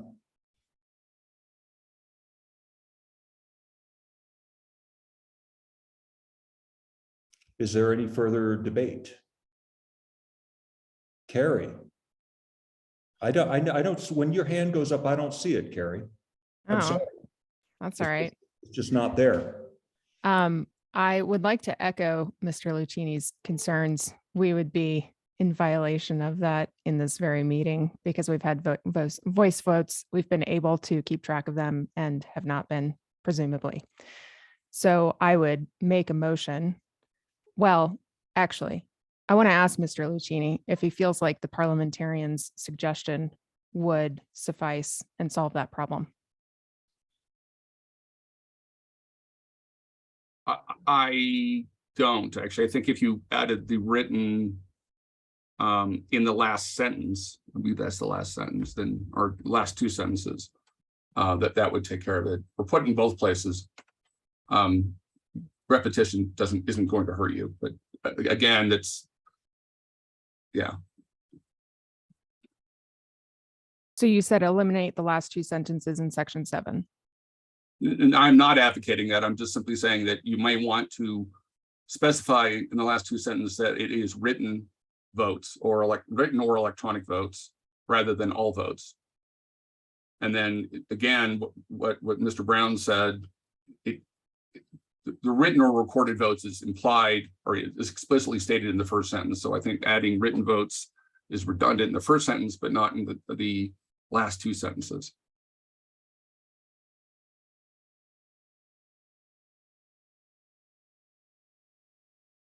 Okay, so Mr. Chair, I think at this point, what we need is some time to come up with some wording. Well, yeah, we could do that. I think those last 2 sentences begin with the words "upon request." So if no request is made, then only the first 2 sentences apply. How are you going to remember what you voted on if somebody asks you 30 days after a convention about the 307th vote you took? Well, I certainly see your point. The phrase "upon request" is there, and then also the phrase "as they are able shall also report." If you're asked to report on the 307th vote and you don't remember what you did, then you're not able to make that report. That's allowed under here. I think that's opening us up for some trouble. It looks like the LNC secretary has her hand up as well. Oh, I'm sorry. Secretary LNC Harlos. Only because the sentence came from Colorado bylaws. I can give you some history. It's been in Colorado bylaws for a while. Nobody has ever made this request. And the intent is if you're able to remember. Let me just give you an example of where this might come up. Delegates are accountable to the state that sends them. For instance, say you were unhappy with a controversial vote last convention, such as, say, deleting the abortion plank. This would give you the right, and that was a voice vote. This would give you the right to hear from your delegates how they voted so you can make future decisions. That's the whole point of this. It's never been invoked in Colorado.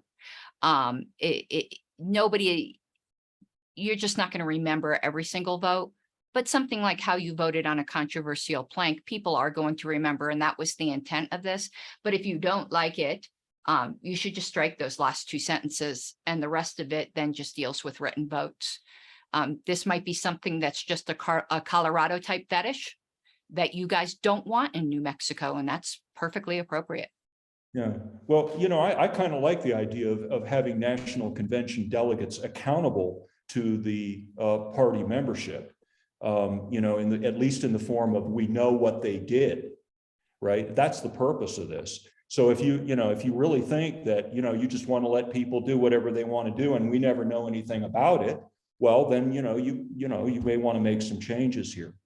I'm going to go ahead and, I'm going to entertain motions. I'd like to get this moving along to our next section so that we're not here well into the evening.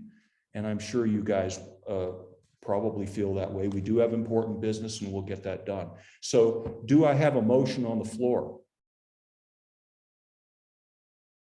All right. Just a reminder, this is something we don't necessarily have to deal with now, right? Because the national convention isn't until after our first annual convention, right? All right, hearing no motions on the floor, are there any objections?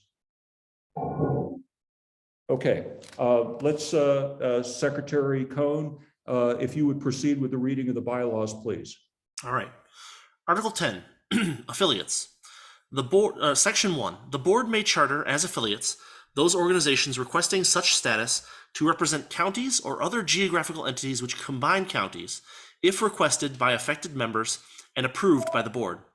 There shall be no geographical overlap between affiliates. Section 2, organizations applying for charter as affiliates shall make such applications on a standard petition form as adopted by the board. The petition shall include ratification of the statement of principles of this Constitution. The petition and the ratification shall be signed by no fewer than 5 members. Section 3. Every organization so chartered shall submit contact information for their officers or directors, who shall include at least a chair and a treasurer, being separate people. They shall maintain at least 5 members and publish their bylaws to those members, to the state board of directors, and to the county clerks for the counties represented. Section 4. Each affiliate so chartered shall declare, for the purposes of liaison between the party and the chartered affiliate, an affiliate representative. Section 5. Affiliates shall make known to the board the affiliate representative to whom all party business shall be directed. The affiliate representative shall be a party caucus member. Section 6. Affiliates shall be chartered for, but shall not be limited to, the following purposes. A. Nominating candidates for public office. B. Working to elect libertarian candidates and to promote libertarian principles through political information and educational activities. And C. Selecting representatives to appropriate party activities. Section 7. The board shall have the power to revoke the affiliate status of any organization by a 3/4 vote of the current board if said organization supports candidates, policies, or positions inconsistent with the statement of principles of the state party platform, or fails to hold an annual meeting with at least 5 members where officers are elected with contact information and minutes submitted to the state board of directors. 30 days notice by certified mail shall be given to the affiliate representative of the affected affiliate. Section 8.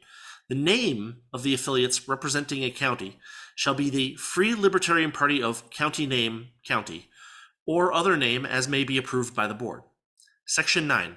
County affiliates shall be affiliated exclusively with the Free Libertarian Party of New Mexico. Thank you, Secretary Cohn. Do we have any objections to the adoption of Article 10 as read? It looks like there's a reference to Constitution in there again. Yep. And so I move to replace in section 2 the phrase "this Constitution" with "these bylaws." Is there any objection? Hearing no objection, please make the change, Secretary Cohn.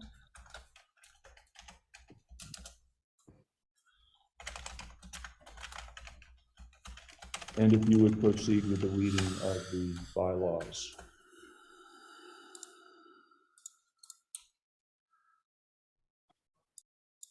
All right, Article 11. I'm sorry, just one moment. I do notice a few of our members, Mr. Snoy and maybe others, are not muted. If you would please mute yourself. Thank you. Go ahead, Secretary Cohn. Article 11, Judicial Committee. Section 1. The Judicial Committee shall consist of 5 party members elected by the delegates in attendance at every odd-year convention. In the case of vacancy, the existing members of the Judicial Committee may vote to fill the vacancy until the next election. The term of each Judicial Committee member shall begin at the adjournment sine die of the business section of the odd-year convention and end at the adjournment sine die of the business section of the next odd-year convention. Section 2. Members of the State Central Committee shall be ineligible to serve on the Judicial Committee. Judicial Committee members must have been members for the past 3 years and shall have signed the Statement of Principles of the National Libertarian Party and a statement disavowing the initiation of force to achieve political or social goals. Section 3. The chair of the Judicial Committee shall be elected by the members of the committee. Section 4. The Judicial Committee shall be limited to hearing and deciding appeals involving the following: suspensions or other disciplinary actions, disaffiliation of chartered affiliates, board or state central committee decisions, and challenges to resolutions or platform planks. Section 5.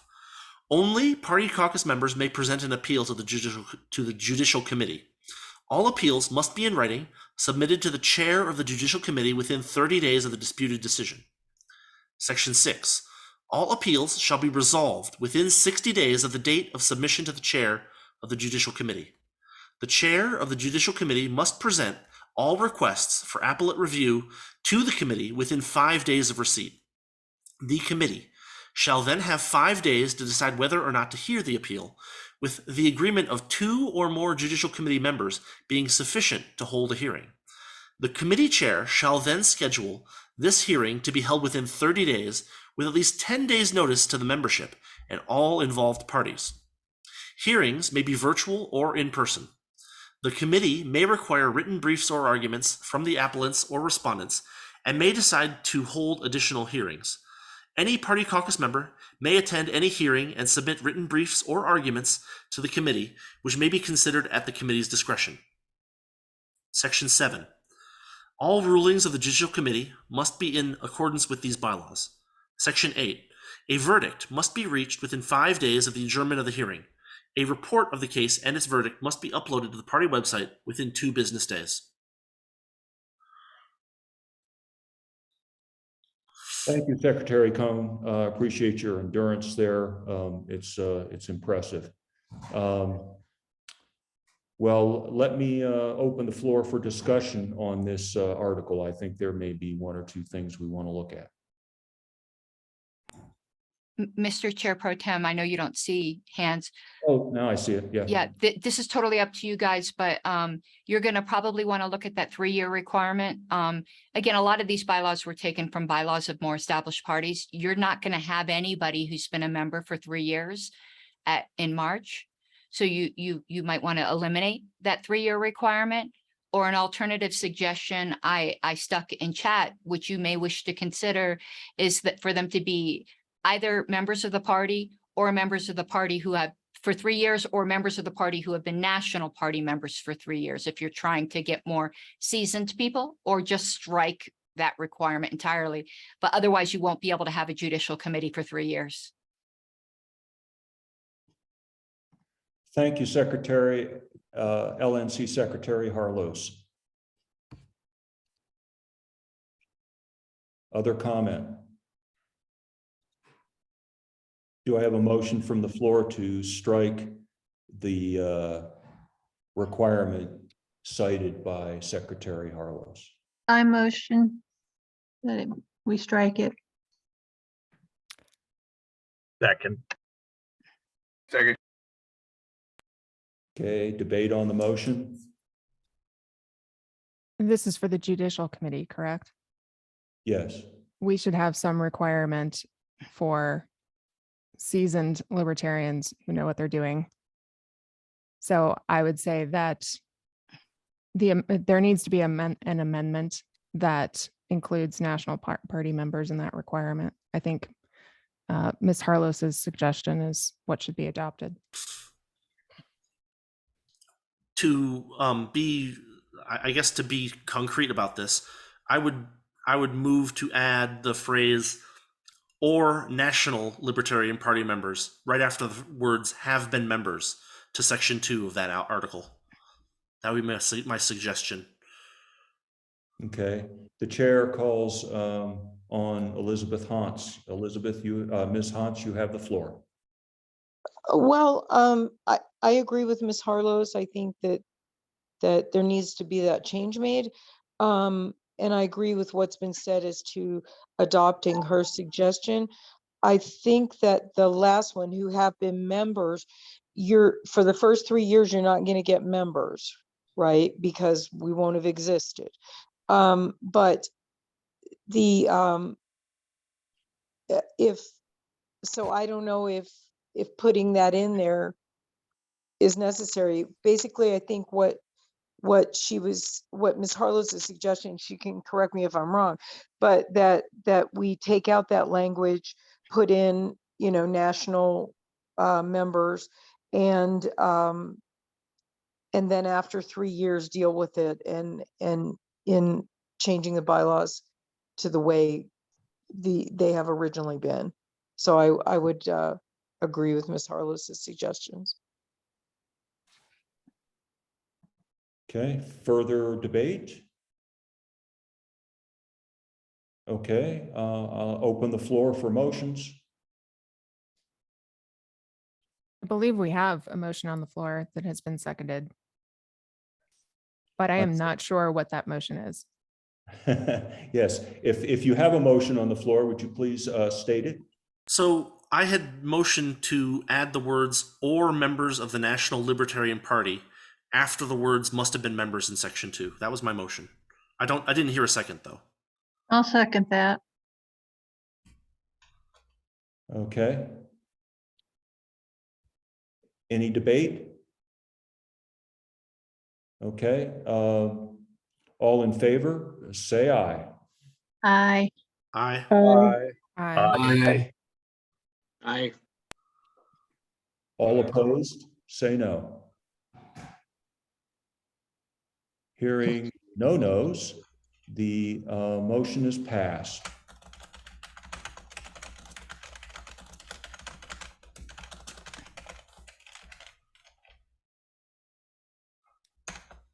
And Secretary Cohn, would you like to proceed with the reading of the bylaws, or do you want me to take some? I will proceed with the reading of Article 12. Committees. Section 1. Bylaws and Platform Committee. The Bylaws Committee and the Platform Committee shall each consist of 5 at-large members selected by the SCC and an additional member selected by each chartered affiliate. Only party caucus members are eligible to serve on these committees. The SCC shall solicit applications for the members of the Bylaws Committee as well as the Platform Committee and set the appointment date for these positions by announcement to all party caucus members at least 6 months prior to the convention at which amendments to the platform and bylaws are considered. The SCC shall appoint 5 at-large members at an SCC meeting held at least 1 month after the final solicitation, but no later than 4 months prior to the convention at which amendments to the platform and bylaws are considered. If any subsequent vacancies occur in the initially appointed at-large positions, the SCC may select members to fill the vacancies. The SCC shall select the committee chairs from the members of each committee. Each chartered affiliate may appoint 1 member to each committee. Should an affiliate not appoint a committee member, the SCC may appoint an additional at-large member at the time of committee formation. The SCC shall solicit 1 committee member from each chartered affiliate on the same schedule implemented by the SCC pursuant, and at its meeting for appointment of the members of the committees, it shall confirm such committee members if a committee member appointed by an affiliate resigns from a committee or fails to attend 2 consecutive committee votes, the affiliate may appoint a replacement. Committees shall submit their final reports to the SCC for publication to the party caucus membership no later than 6 weeks before the convention. These reports shall be available in their complete form to any party caucus member upon request. The party chair shall ensure that the committee's reports and any reports of committee members submitted separately are presented at the convention. Section 2. Other committees. Such other committees, standing or special, shall be appointed by the SCC, or convention delegates shall from time to time deem necessary to carry out the work of the party. Section 3. National Committee representatives and alternates. Representatives and alternates to national party committees and subcommittees, excluding regional representatives and alternates to the Libertarian National Committee, shall be elected by one of the following methods. If the number of representatives to the national party committees is known at the time of the convention and the committees are to convene after the convention delegates shall elect the committee representatives and alternates in the same manner as and immediately after the election of national convention delegates. Otherwise, the SCC shall elect the committee representatives. Thank you, Secretary Cohn. Are there any objections to Article 12 as read? All right, hearing no objection. Secretary Cohn, would you please proceed with the reading of the last 3 articles? They're very short. We'll just read them all. There are 4 articles remaining. Or no, wait. Yeah, there are 4 articles remaining. You're right. Go ahead. Yeah, if you just read all 4. Okay. Article 13, Parliamentary Authority. The rules contained in the current edition of Robert's Rules of Order, newly revised, shall govern the party in all cases to which they are applicable, and in which they are not inconsistent with these bylaws, any standing rules, and any special rules of order the party or the SCC of directors may adopt. Article 14, Dissolution. Dissolution of the party shall require a 2/3 vote of the delegates in annual convention. Section 2, Amendment of this article shall require a 2/3 vote of the delegates in annual convention. Article 15, Amendment of Platform and Bylaws. Section 1, Amendment of Bylaws. These bylaws may be amended by a 2/3 vote of the delegates to an annual or state convention, provided the amendment is included in the annual report or a minority report of the Bylaws Committee, or written notice, including the formal language of the amendment and signed by 2 party caucus members, is provided to the SCC at least 30 days prior to the convention. Such notice shall be posted to the party's website within 2 business days of receipt. Section 2, Amendment of Statement of Principles. The statement of principles contained within these bylaws or this section can only be amended by a vote of 7/8 of delegates at an annual convention, with the exception of renumbering or other sheerly technical changes. Section 3, Amendment of State Platform. The party may adopt or amend by a 2/3 vote of the delegates to the annual convention a platform stating its position on all political issues affecting the state or any constituent entity thereof, provided the amendment is included in the annual report or a minority report of the Platform Committee, or written notice including the formal language of the amendment and signed by 2 party caucus members is provided to the SCC at least 30 days prior to the convention. Such notice shall be posted to the party's website within 2 business days of receipt. Article 16, Severability. If any article, section, or clause of these bylaws is to any extent determined to be invalid, illegal, or incapable of being enforced, such article, section, or clause shall be excluded only to the extent of such invalidity, illegality, or unenforceability. All other articles, sections, and clauses hereof shall remain in full force and effect, and to this end, the provisions of these bylaws are declared to be severable. Thank you, Secretary Cohn. Are there any objections to the articles as read? I saw one phrase in there under Article 13, kind of just an awkward phrase at the very end of the paragraph. It says the SCC of directors. That's redundant. If we could just change that to SCC. Are there any? Seconded. Without objection? Secretary Cohn, please make that change.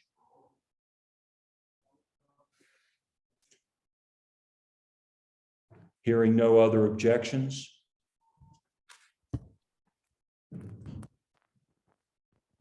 the entire set of bylaws and provisos is now open to amendment. Are there any further amendments?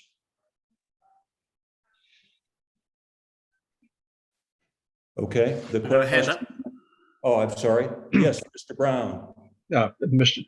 Chairman, thank you. I'm not necessarily suggesting this should be changed now, but something that should be kept in mind for your upcoming convention. I discussed this briefly before the meeting with Secretary Harlos, and these bylaws actually do not name or define officers. It simply lists directors and includes officers within directors. And for your next convention, I suggest that you consider clarifying that, specifying whether the officers are officers, or it's just everyone directors, or are all directors officers, and also specifying whether or not the vice chair automatically becomes chair in the event of a vacancy. So we don't have the same situation National had when Joe Bishop Henchman resigned. Your bylaws don't address that. It would default to Robert's Rules of Order. Robert's Rules says the vice chair or vice president automatically becomes president, but your bylaws actually don't even define officers. I don't see that as fatal now, but I would suggest it's something that you should consider taking up at your annual convention.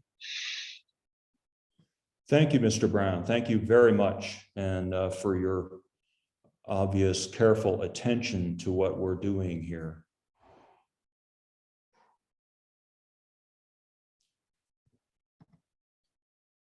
Okay. Are there any further amendments? The question is now on the adoption of the bylaws as amended. We will have a voice vote. All in favor of the adoption of the bylaws as amended, please say aye. Aye. Aye. Nay. All opposed to the adoption of the bylaws as amended, please say no. Okay. The bylaws are adopted and they take effect immediately. I would like to just congratulate this body on the work we've just done. I believe that this is an important step forward for the protection and furtherance of liberty in New Mexico, in the country, and in the world. We're now going to recess to enroll members as provided for in the bylaws. The LNC secretary will now read the initial roll of members, as well as any national party members who are entitled to vote on the initial directors for the Free Libertarian Party of New Mexico. Madam LNC secretary, you have the floor.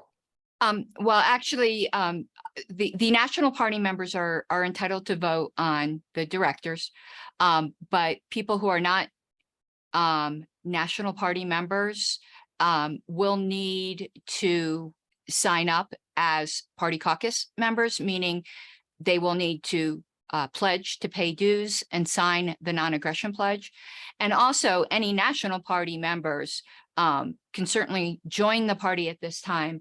So what I believe we should do with the members who are present, I have their email address, is we take a short recess.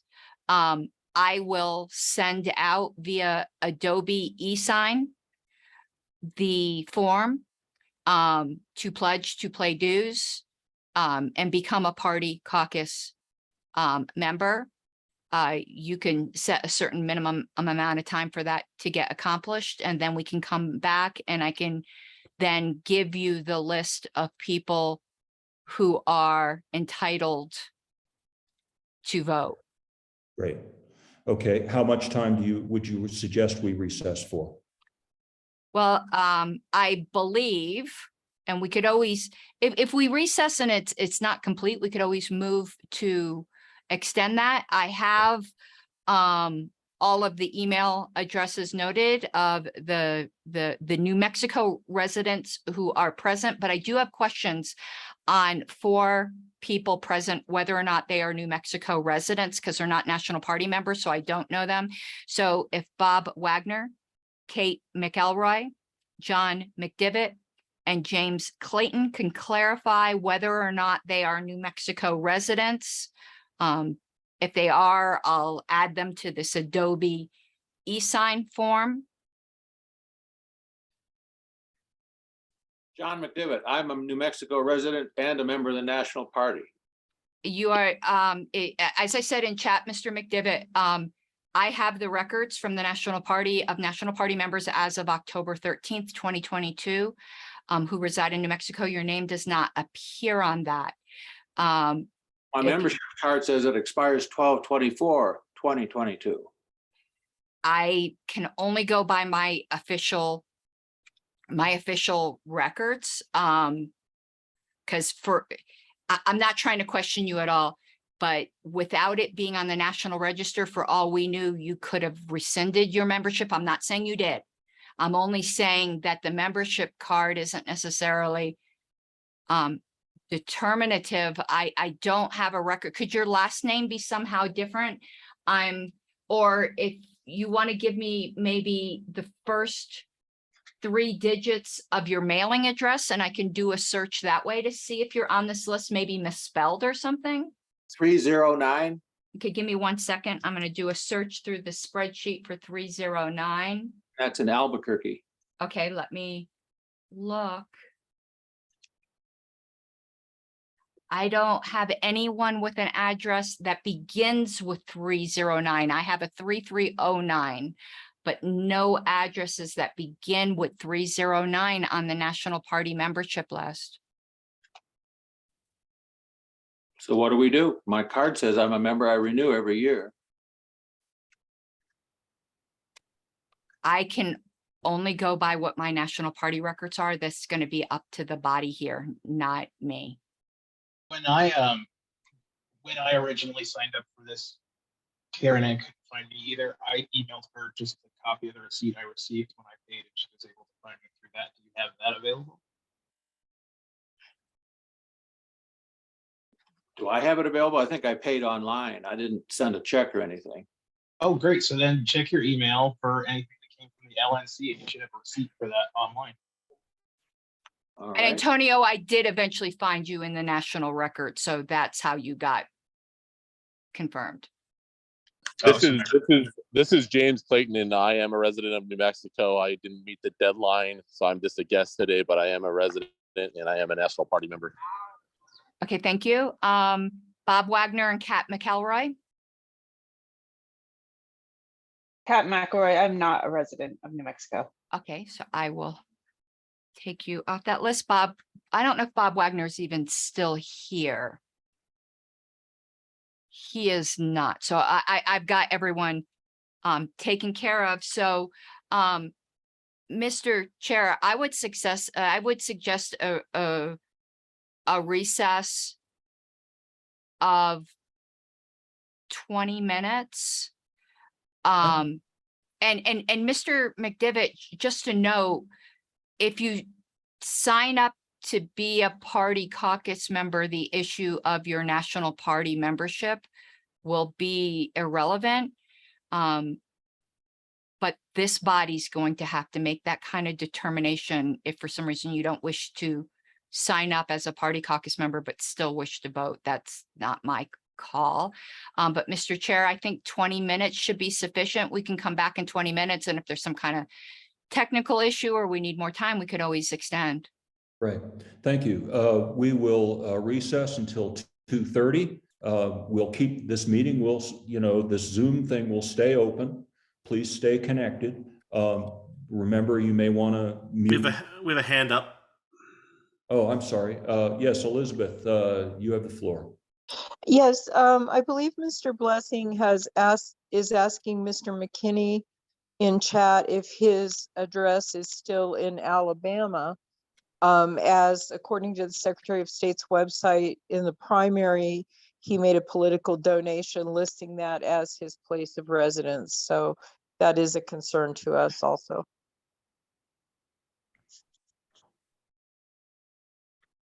Thank you, Ms. Hans.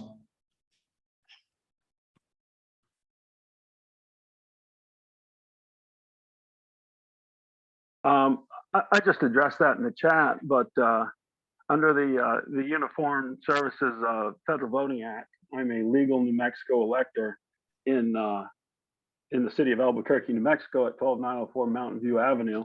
Currently, I reside out of state in that my wife is in the military and we're currently stationed here. But my voting, my legal voting address is in Albuquerque, New Mexico. Secretary Harlos, what are the rules? It is up to this body to interpret its own bylaws and to determine if Mr. McKinney is considered a resident of the state of New Mexico as anticipated by your bylaws. Each body interprets their own bylaws. I think probably reasonable arguments could be made both ways. So that is going to be, first, it would probably be up to you. Well, you're chair pro tem for this meeting, pursuant to the proviso through the end. So I think it'd be up to you to make a ruling on those things. And then if somebody disagrees, they can appeal from the ruling of the chair, but ultimately it's up to this body to make those decisions. Yeah. Okay. Well, I will assume the prerogative of ruling from the chair that actual residence is clearly intended by the bylaws, and that therefore Mr. McKinney is ineligible.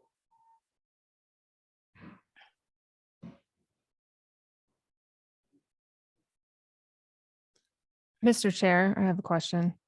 Yes. With regards to military spouses voting, when they vote normally, are they, do they normally vote in New Mexico? Even if they're out of state? That was my experiences when I was in the military, was that my votes counted in New Mexico, even if I did not reside there. But I do not know how that was for spouses. Yeah, I don't know the answer to that question. I mean, I can answer that for you. The Bernalillo County Clerk very kindly emailed me my ballot, being a military spouse, and I filled it out and have sent it back to them.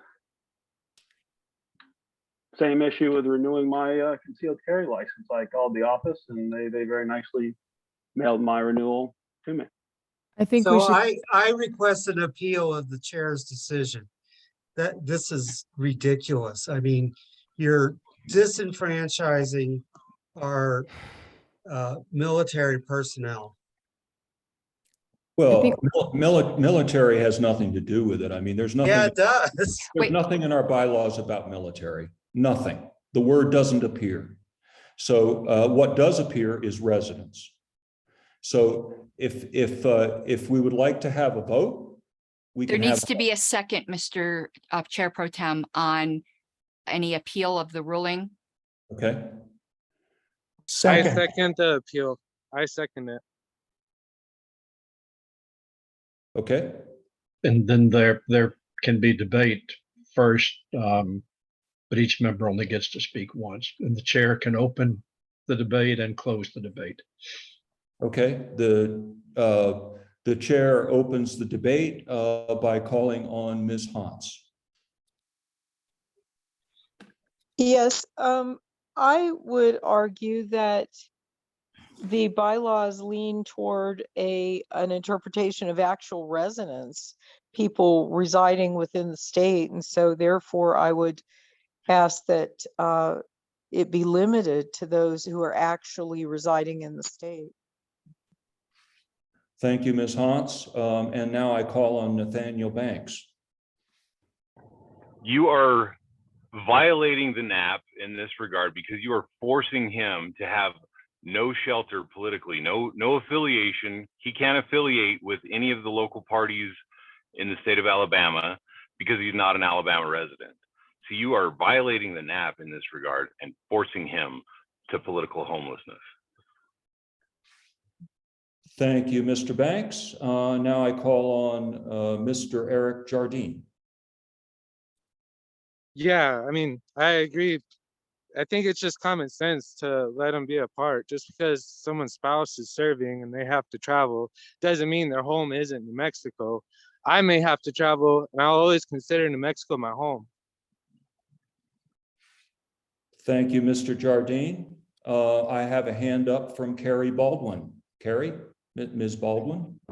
As a veteran of the U.S. Air Force and also a fan of Ron Paul and all the veterans who saw what Ron Paul was doing and what he advocated for, I absolutely think McKinney is valid and his vote should count. Thank you, Ms. Baldwin. Mr. Lucchini, you have the floor. The federal government defines the word resident with respect to voting here. If you maintain the ruling of the chair, you are violating your own bylaws with respect to honoring the laws of this. Well, the state also has a similar law with respect to military and military spouses. So you can do what you want, but you will be in violation of your own bylaws by sustaining the ruling of the chair. By the way, I believe that Ms. Elisheva Levin is an actual physical resident of, I believe, Arizona, even though she maintains voting status in New Mexico, because I believe she has multiple properties. So if we want to get into the GPS location of all the people who claim to voter registration in New Mexico, we can go down that road. Thank you, Mr. Lucchini. I call on Mr. Rhett Trapman. I just wanted to speak in favor of your ruling. I think that the people that are going to be participating need to be physically located in New Mexico. Thank you. Thank you, Mr. Trapman. Mr. Chair, Yes. I just have a question. I do not have Elisheva I'm sorry, I'm tired. I don't have Ms. Levin as qualified. If I don't know if then if overturning your, I would ask you as I'm sending out this emails, if overturning your ruling would then also make her qualified. Because just so for everyone's reference, I do not have her as qualified for the reasons that people have already stated, but perhaps that's something else that needs to be resolved. She's not military. I'm just, somebody brought her up. That's the only reason I'm even saying a word. I want to just know who to send this email to. That's all I care about. Okay.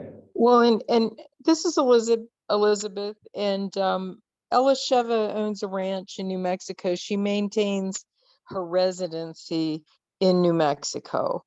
And so unlike Mr. McKinney, who does not maintain a residence in New Mexico. I own 2 properties in the city of Albuquerque. Thank you very much. Well, then maybe we're talking about a different animal then. Would you elaborate more on that? Betsy, Ms. Hantz, I mean, do you have an issue with federal election law? I mean, you know law much better than I do. It's not federal election law, it's our bylaws is where we're. Oh, I get that. But as Nate said, I can't exactly be a member of LP Alabama because I'm not registered to vote here. All right. So as our parliamentarian stated, Mr. Brown, it is for the chair to close the debate. I believe at this point, everybody's had at least one, who's wanted to, has had at least one chance to speak, and most of us have have spoken twice. So I'm going to go ahead and call the question. Do I need, I would ask our parliamentarian at this point, what are my choices? Mr. Brown? Yes, if and everyone actually only was entitled to speak once, you may close and, I mean, you may speak and debate again yourself as chair, But the proper way of putting the question, if you do not desire to speak again in debate, is shall the ruling of the chair be sustained? And then all those in favor vote yes, all those opposed vote no. It requires a majority vote to overturn your ruling. If it's a tie vote, your ruling is sustained. Thank you, Mr. Brown. So all those in favor of sustaining the chair's ruling, please say aye. Aye. All opposed? Nay. Nay. No. No. Hell no. Hell no. Okay, so the chair's ruling is overturned and Paul McKinney is instated as a voter. Okay, next item, let's see. It would be the recess, Mr. Chair. Yes. Yes, so we stand in recess until 2:45. Okay, everyone, expect an email. If you're a New Mexico resident with an opportunity to pledge to join the new organization. If when we get back from recess, you didn't get the Adobe e-sign, I can always send one to you quickly. It's kind of difficult managing the Zoom room with everyone, but just let me know when we get back, and I'm starting to send the emails now. A point of order. Is it required? So I understand from the conversation that if you're a national member, it's not required to pledge a donation. That is correct. If you're a National Party member residing in New Mexico as of October 13th, you'll get the form, just throw it out if you don't wish. Yeah, I think this whole voting thing based on that's a little questionable, Ms. Harless. It's just getting to vote based on pledges is fraught with. Sir, this is your bylaws. Please direct that to the chair. Fair.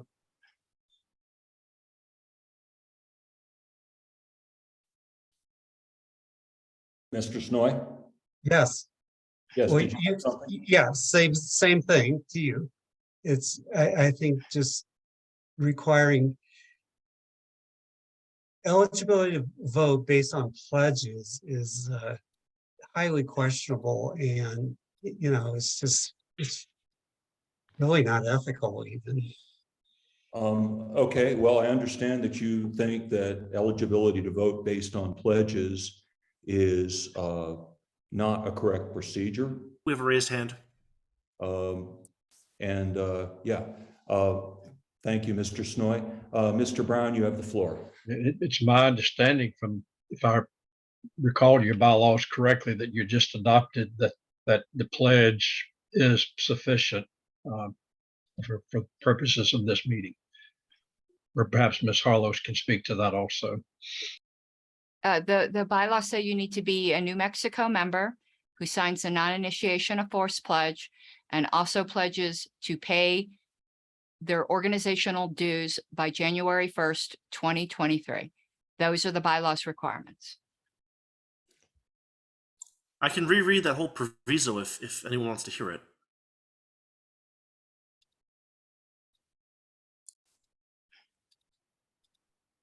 Maybe we can just direct Mr. Snoy to the proviso to Article 4. That's correct.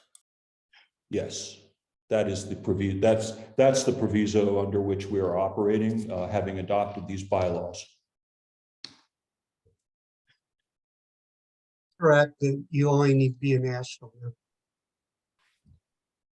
member. Correct.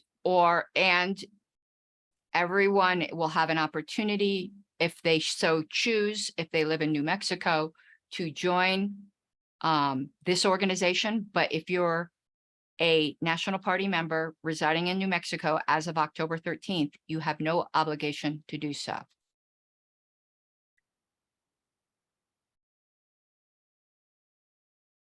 Thank you.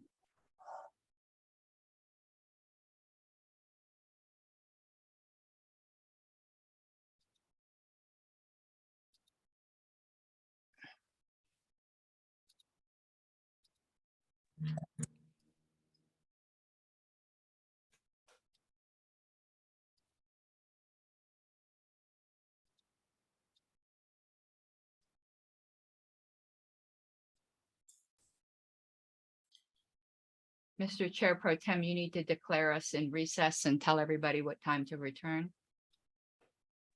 Okay, I had a quick question, if I may. I did do that. Okay, sorry. We are in recess until 2:45. Mr. Trapman, you're welcome to ask any questions, but we are not in an official meeting context. This would be informal. Understood. Question about this. So national members technically don't have to pledge, but the money that would be pledged would be going to the new organization to help us get off the ground. Is that correct? That is correct. Okay, thank you. You're welcome.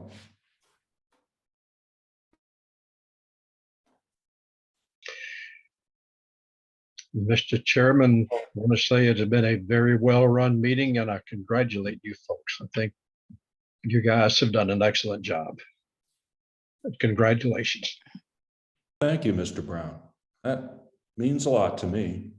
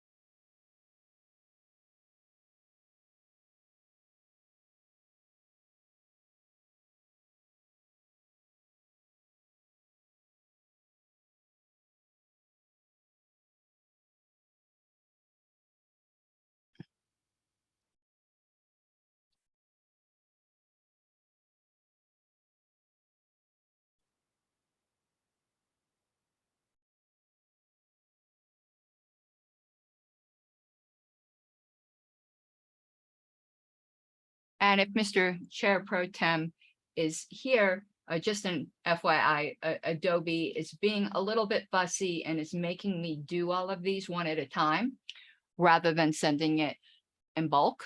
So Yeah, I am so sorry. it's no price, just it would be a lot quicker to do it in bulk, but it might, I mean, some people should be getting them already, but I am having to do them one at a time.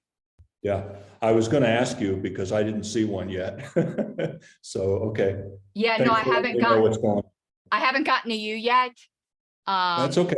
I'm right now on Tony. He should be getting his in a few minutes.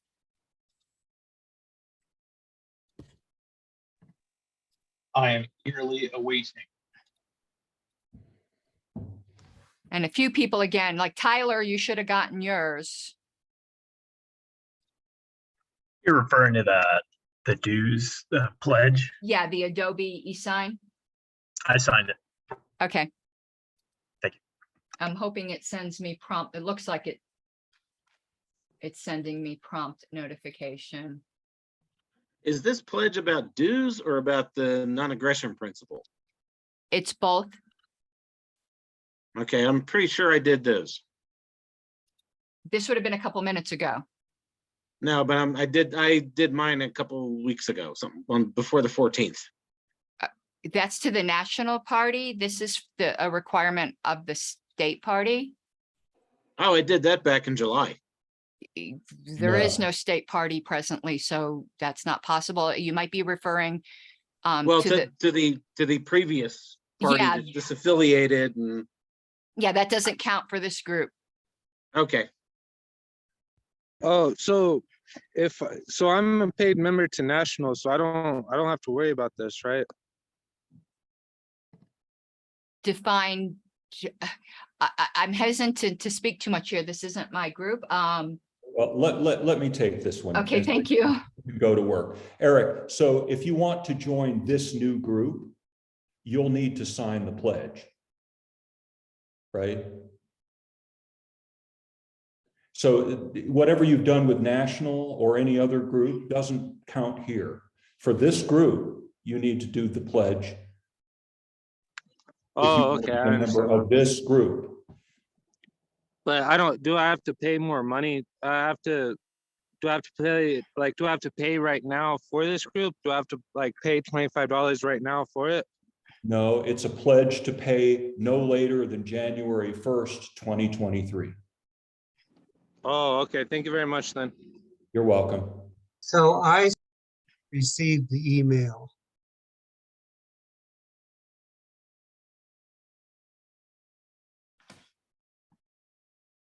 Well, I'm getting all kinds of confirmations that of signatures, so I know people are getting it, but it's slow going because I have to put in an email individually and then specify on this form individually all of the blanks that need to be filled out. So I'm having a lot of fun right now.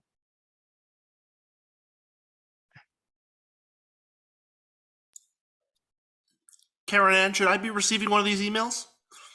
Yeah, but I probably not to you yet. Okay. Who is this? You haven't sent them all out This yet? was Rudy. This is Rudy. Yeah. I haven't gotten to you yet. No, I have to do them individually. So okay. Oh, sorry. She has to send one at a time, folks. So you just be patient. She will get to you. I've sent out about 10 so far, and that's not halfway through. Frank, John McDivitt is in the waiting room. You may want to admit him. I do it. Oh, thank you.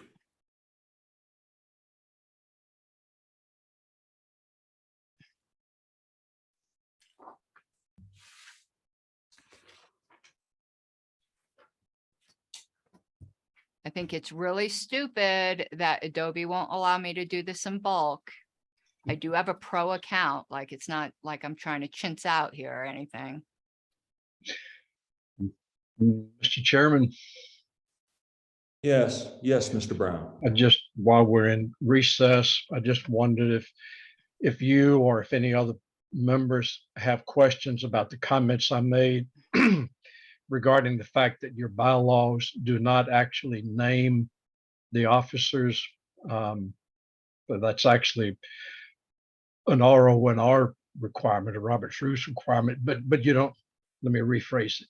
You can do almost anything you want to in your own bylaws. And your bylaws do not name or define any officers. They just simply list the chair, vice chair, secretary, and treasurer among the directors without specifying who, if anyone, your officers are. And that could be problematic in the future. And also you might want to specify whether or not the vice chair automatically becomes chair, and it's your call which way you want it to be. Right. Well, thanks for recapitulating that. I certainly concur with you on both points. And I will make a note to bring that up at our next convention, or to Or the meeting of the, actually to the bylaws committee. Yeah. I could tell you, Mr. Brown, in Colorado, we don't specify officers either. There's quite a few state parties that don't,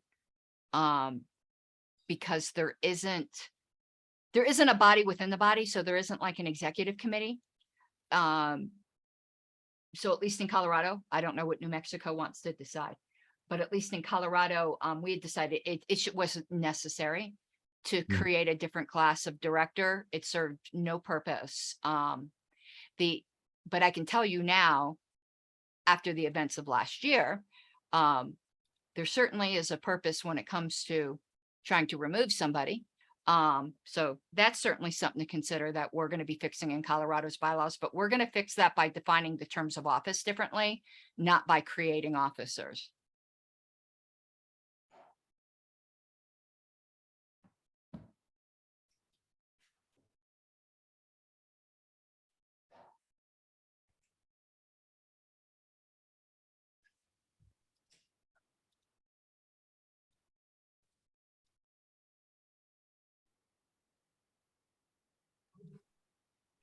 I'm sorry, Mr. Brown, I'm a little tired here. Define officers, and what was the second one?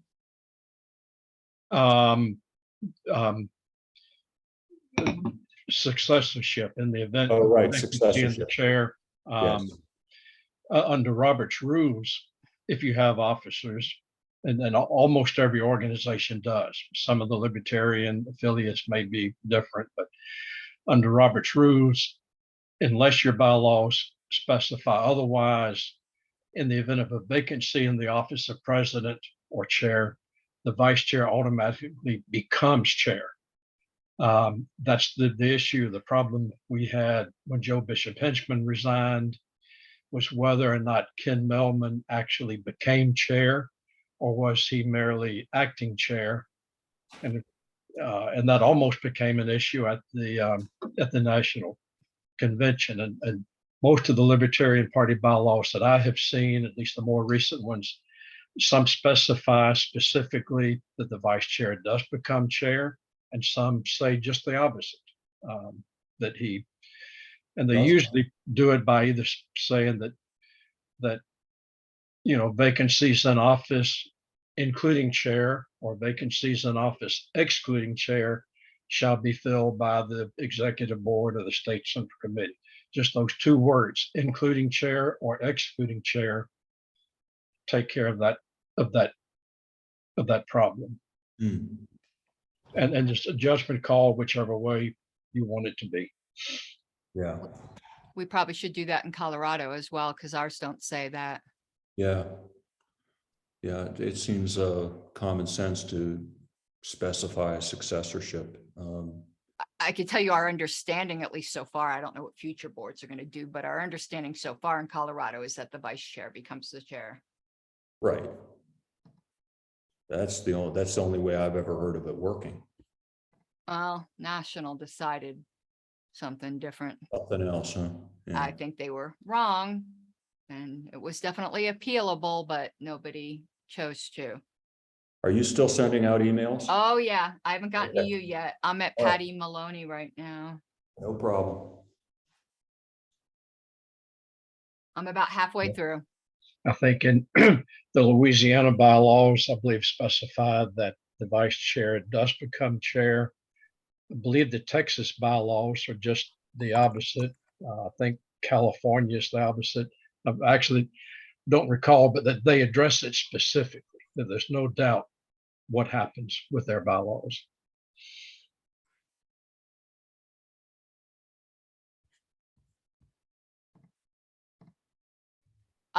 Mr. Chair, I don't know whether this was decided, and if not, I can send a form and then the body can decide. But is Elishaiba 11 qualified or not qualified?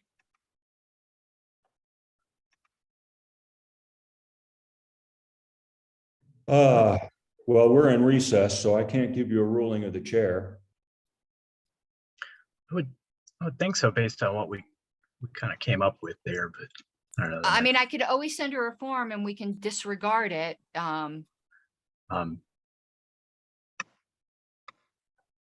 Yeah, let's do that, and I will consider a ruling once we. She might not sign it, so it might turn out to be moot. You should be getting yours any second now. I got it. Okay, I am now on Mr. McKinney. If other people are trying to keep track of where I'm at, it's not. It is somewhat alphabetical. There's a few that aren't in alphabetical order, but most of them are.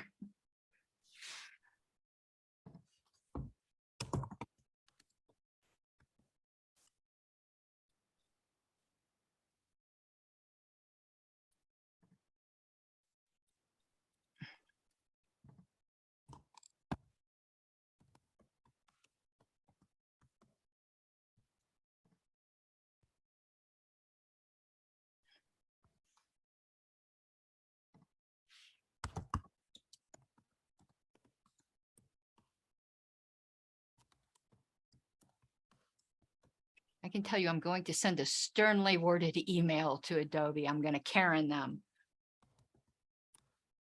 I want to talk to somebody's manager right now.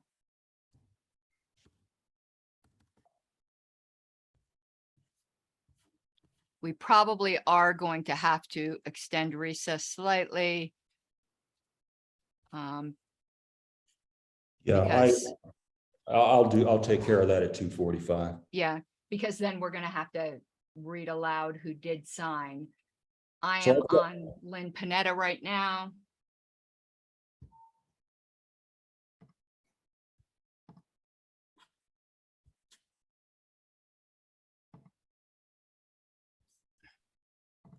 This reminds me of the 2020 convention where I had to send out each of the states' ballot tally sheets separately. So I filled out the whole form, but I don't see like a submit button or anything. When you fill it out completely, at the bottom of the page, it should say click to sign. A blue button is what I saw. Really? Yes. Oh, I see. Well, maybe I need to. Did you miss a part of the form maybe, or? It says required fields completed. Yeah, and then there should be a blue click to sign button in that little pop-up at the bottom of the screen or window. No? Oh, I'm going to refresh and see what happens. And I can always send it to you again. Yeah. I expect there'll be a few people that will have some technical. Okay, so the announced recess is over, and I'm extending that recess for 10 minutes, 15 minutes. What do you recommend? 15? I recommend 15 just because. Okay. We're extending the recess until 3 o'clock. I am doing work as I'm talking. I can do both. So I'm furiously getting these out.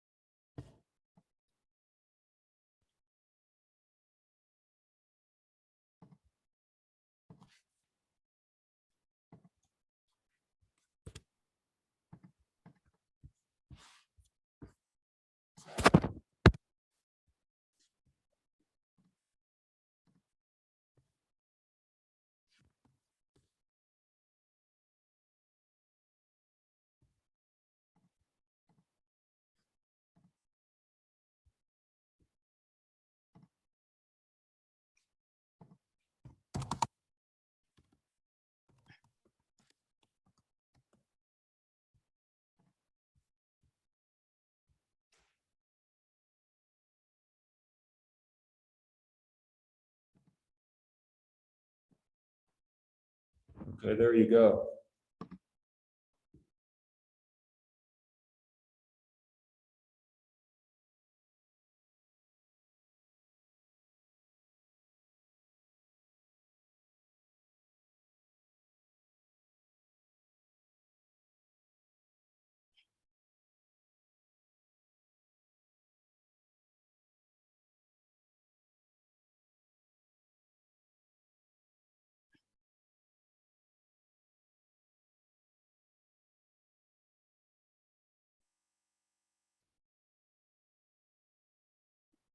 And I will be forwarding these signed forms as onto whoever's elected secretary once that happens for the organization's records.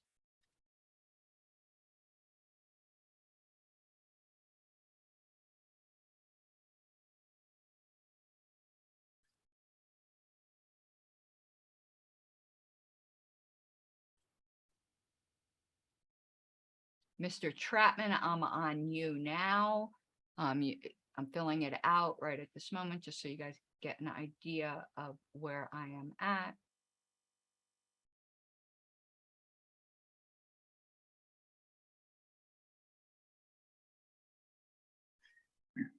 On my form, the name was blank and it didn't allow me to enter it. Is that going to be an issue?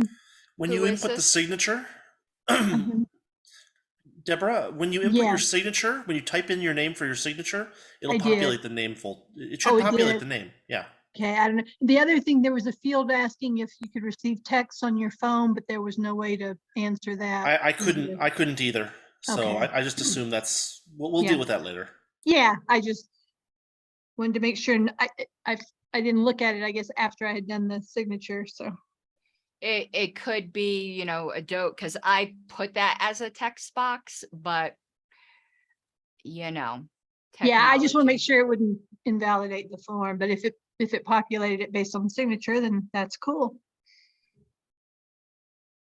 Okay, right. It decided to freeze on you, but now it's good again. The secretary, when they get these, can follow up with folks as to whether they'll want to receive text or not. I would assume the default would be no, unless you put yes. I mean, I think that's the law that you have to opt into text. I much prefer them to phone calls.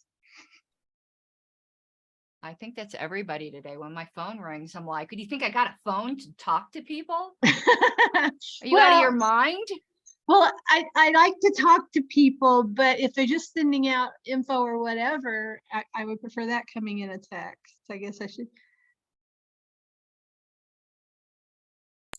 My phone does this wonderful thing where it says scam likely when people call me now. Oh yeah.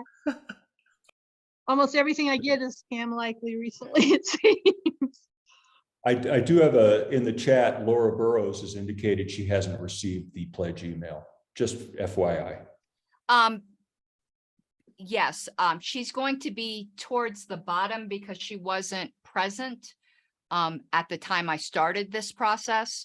So I'm going to be catching up on, I'm not meaning this word at all disparagingly, the stragglers at the end. Got it. Thank you. Because I created this list of emails at the very beginning of the meeting. So I have to go back to later ones. Mr. Chair, for the benefit of the New Mexico members, I just checked the California and Texas bylaws and Oklahoma, and they all three state that that their executive committees, by whatever name they use, fills the vacancy in the office of chair. That the vice chair does not automatically become chair, whereas in Louisiana, he does become chair automatically, and in some other states, he becomes chair automatically. So in the states where the vice chair does not become chair automatically, what procedure do they use to replace a lost chairman or chair?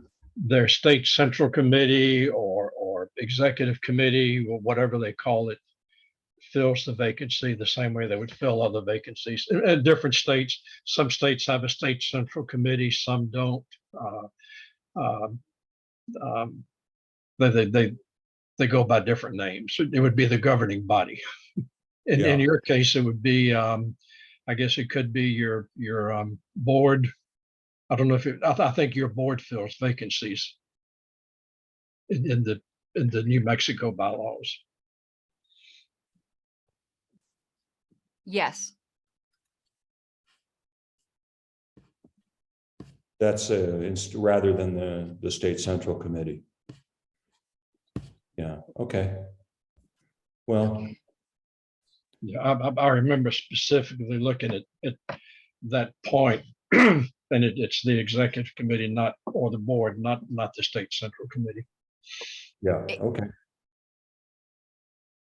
Okay, 1 second. I am getting towards the end, but not quite there yet. Ms. Burrows, I'm going to be getting you in a moment. I'll let you know when it's sent. It looks like Mr. Trapman has the same issue. He should have just gotten his. Great. He was out of the room when I said I was sending it, which was right as he was coming into the room. Yeah, I just got it. It'll be signed shortly. Okay, let me get Ms. Burrows.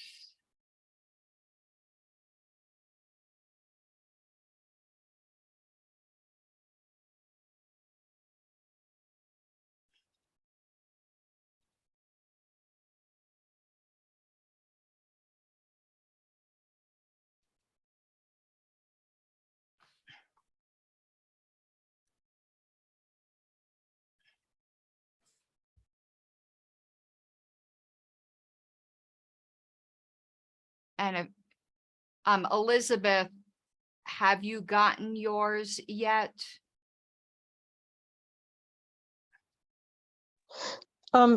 Yes, I did, and Okay. I filled it out and sent it. Okay, I haven't looked at which one. I just saw in chat and I'm just doing some follow-ups here. Okay, Ms. Burrows, you should have yours in 1 moment. Richard Gurry, I see your private question to me in chat about national dues. If you could please email me about that. I can't do that in this meeting. It's just too much going on.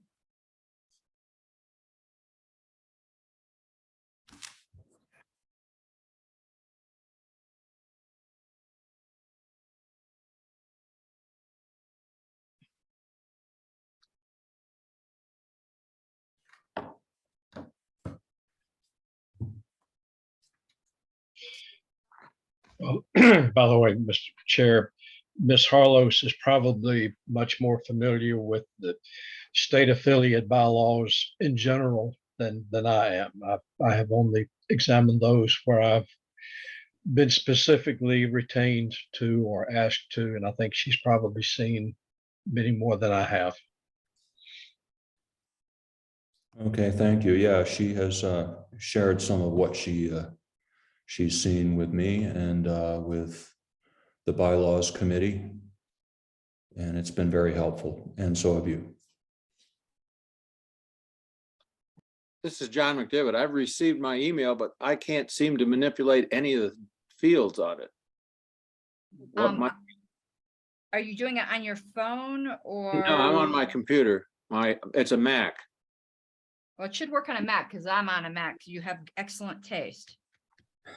You know, I'm on a Mac as well, Mr. McDivitt, and I actually was using Brave as my browser, and I switched over to Safari, and that worked. Well, I'm on Safari. Oh, you are. I can resend it to you. 1 second here. I'm doing one other thing. Mr. McDivitt, what field are you trying to fill out, or if any? I'm trying to click where it says start. You know, where it says sign, and I get nothing. Nothing happens. That is different from what I observed in my case. So yeah, we may have to. I believe there's figure this out. I believe there's a permission he has to click OK somewhere on there. There was, yes, there was a little thing that popped up on the bottom that I had to click Right. Yes, to go for. I had to hit continue. All right, I'm hitting it now. Okay, maybe this is gonna work. Okay, I think so. Got it.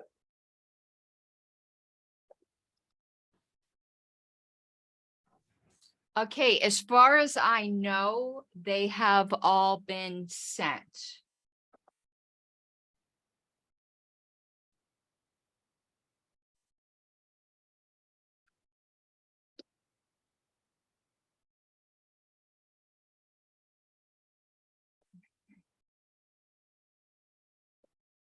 Maybe we could just have a hand raise of anybody who has not yet received one. That is expecting to, right? If you haven't received an email offering Mr. Hust, so you haven't received one? Is that correct? That's correct. Who hasn't? Mr. Daniel Hust. Okay, 1 second.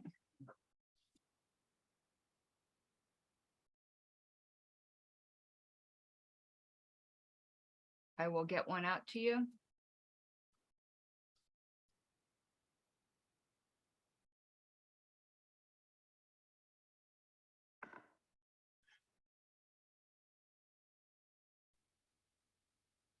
This is John McDiv again. Mine should be there now because it went. Okay. What I'm going to do, because Adobe is just being so much fun to me right now, Mr. Chair, when we come in, I'm probably just going to have to read aloud, which we have to do anyway, each name individually, the ones we have signed. Your Secretary Pro Tem for the meeting will need to take note of it for the records, because you would think Adobe would give me this nice, neat list of all the ones sent that have been signed, but Adobe decided I don't need that. And that's really nice of Adobe to decide that. It's making me click on each one individually the way I sent it, which is fun. I should be able to take those names down when you have them. Okay.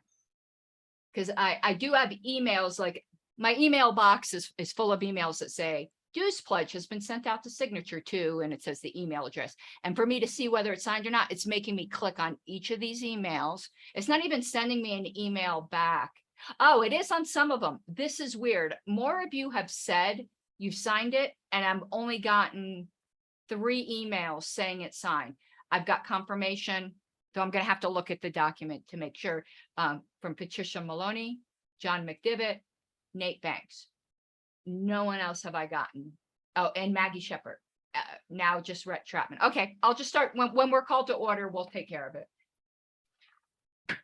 Okay, the recess period is up. Do you need more time? No, they're all sent. They're all sent. Okay. So what I'm looking at here is that you would now be reading the initial roll of members That have signed the pledge. And Daniel Hoos noted correctly in chat that if you're a National Party member as of October 13th residing in New Mexico, you are automatically a voting member. You do not need to sign the pledge. So in other words, everyone we read at the beginning of this meeting, and who's been credentialed, and any that signed this that weren't read at the beginning, if that makes sense, are, and where this is really going to come into play is if we have to do a roll call vote for anything, if a voice vote's not conclusive or whatever. So we will need to have these names down. But I'm ready whenever you are. So one such person that would be eligible to vote at this point that wasn't earlier is Maggie Shepard. Correct. I'm going to go to that credentials spreadsheet. I'm going to add a column that's going to say qualified. I'm just going to put qualified, and I'm going to put a yes by all the people that are National Party members and present already. And then we'll see if there's any additional names we need to add. Rudy, do you have access to that credentials sheet? Because that will help you as I'm reading names. I might. Give me just a second. Let's see if I can. Yeah. Yeah, you're on the permissions list. Yeah, I'm just not super great on Google. I have a bunch of stuff on my screen, and I'm trying to figure out how to get to where I'm going. You want me to send you a link? No, I think I'm there. Give me just a second. It is credentialing. Is that the document I'm looking for? Yes. All right, And you'll see I'm opening it right now. You'll see column F says qualified. So Yes. And everyone who is bold is people who are here. Okay. So the people who are here are National Party members, I automatically put a yes. We might read their name again as signing the dues pledge, but that's irrelevant to their qualification. But if I read out a name in which there is not already a yes, if you add a yes, that will be an easy way for you to, does that make sense? I think so. We'll have to try it and see what happens. Okay.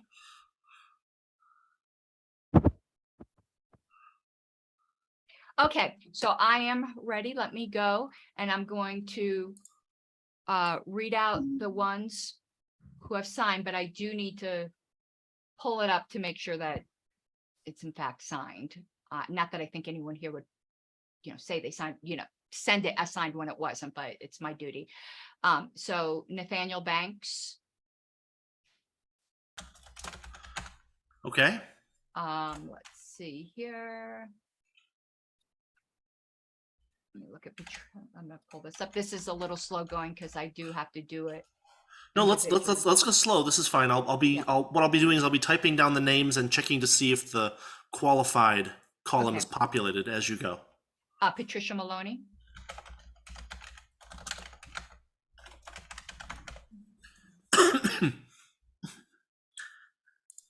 John McDivitt.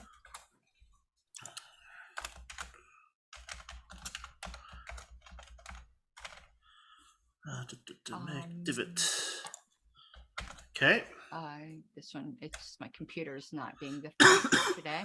James Clayton.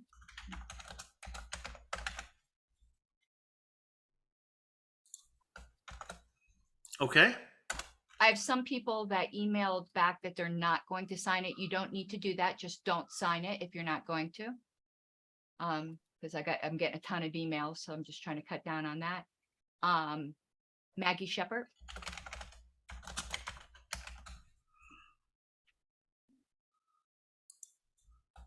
Got it. Brett Trapman.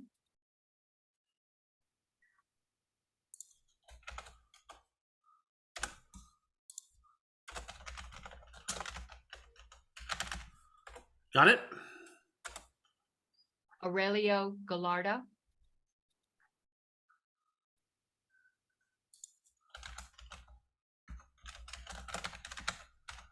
Got it. Pulling up the next one. One sec. No rush. Yeah, you know me, I'm always trying to be Speedy Gonzalez. Devin Rivera.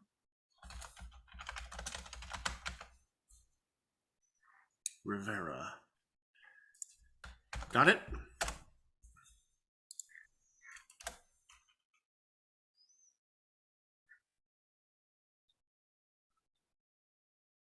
Aaron Pearls.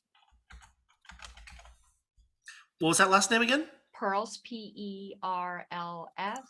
Got it.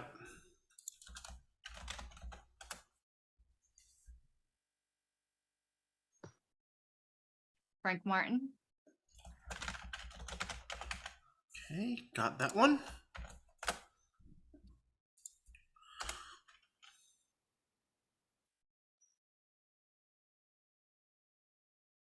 Lynn Pinedo.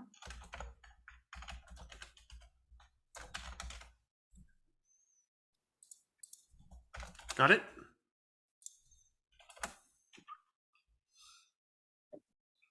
Andrew Kennedy.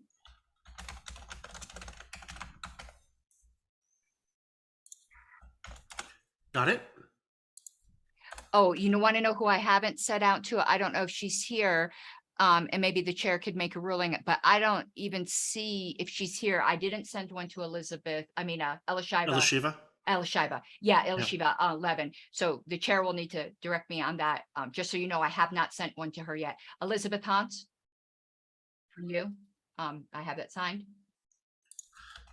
Got it? Hold on, I think. Okay, no, there's more. I have yours. I just need to pull it up and make sure you actually signed it, Rudy. I think I did. I'm sure you did. I'm just yanking your chain. Yes, Rudy Cohen.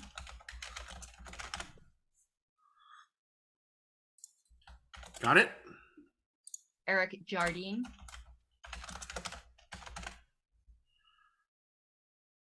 Got it? Elizabeth Hans is in the waiting room? Yeah, I got that. People keep getting, you know how Zoom is. Bumped. Yeah, Zoom is fun. 1 second. Mike Blessing.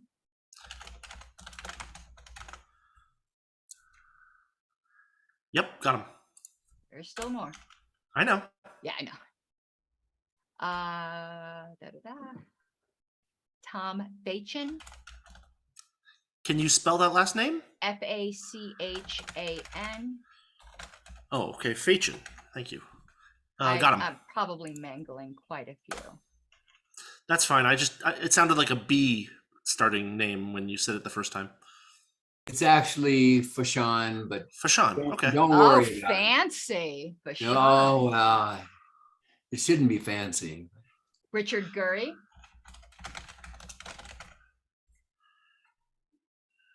Yep, got him.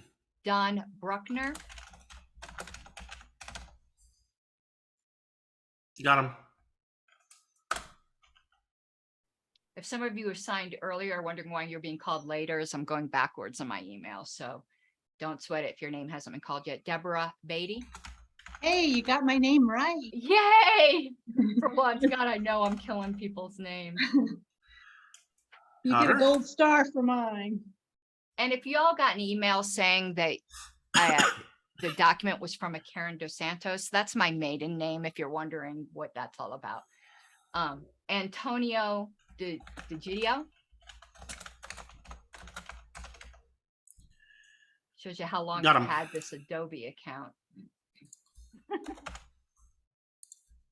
Your chair is going to excuse himself for 2 minutes. Okay, now it'll be at least Rebecca Clark.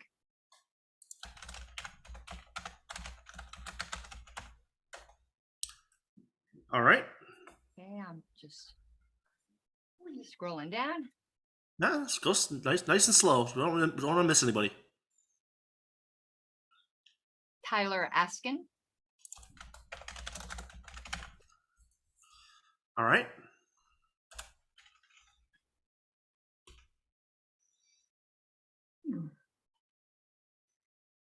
Carrie Baldwin.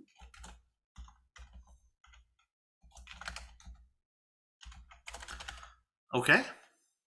And that is all the signatures that have been sent to me. Did anyone sign and their name wasn't called? Good job. I have 24 names. Does that match your number? I moved the emails as I called them out because my email box was crowded. Oh, that's fair. I'm sure. I mean, that certainly sounds about right. Plus, there are additional people who are National Party members, such as Mr. Hughes, Mr. Whaleby or Walesley. I'm sorry, I don't have your name in front of me. Who indicated they will not be signing, but they were National Party members. Okay. So Aurelio, I just saw you in the chat. We have you on the list, so you're good.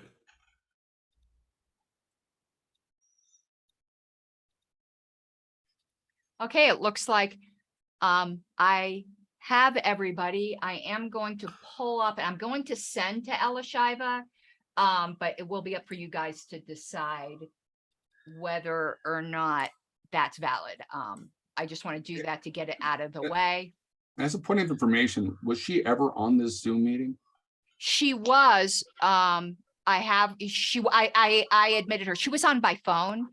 And if you scroll up in chat, you could see she was inquiring how she could get on the mic. She was on by phone though. Thank you. Okay, so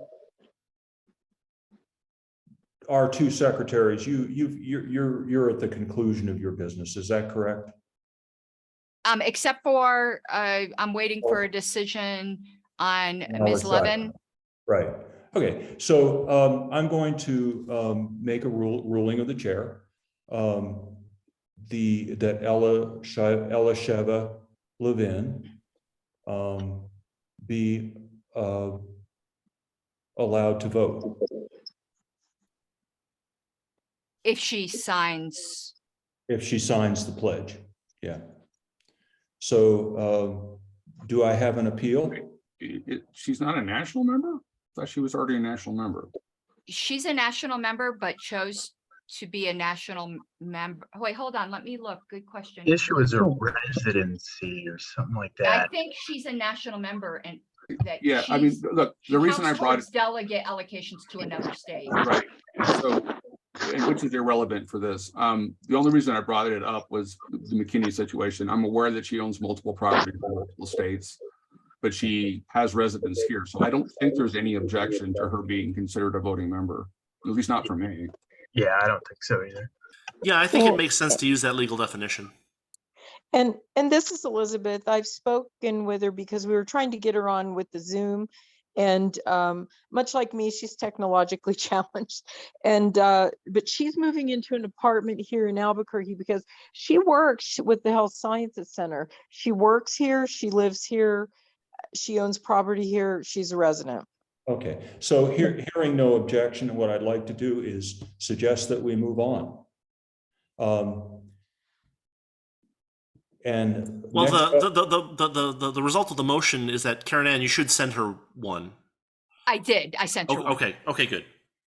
Okay. So next up is the election of the initial chair, vice chair, secretary, and treasurer of the Free Libertarian Party of New Mexico. First to be elected is chair. Are there any nominations? I nominate Frank Martin. I nominate Andrew Kennedy.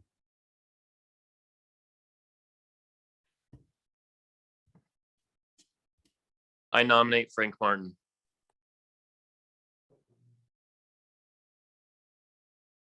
It's already been nominated, so your second nomination would be a second of his nomination then?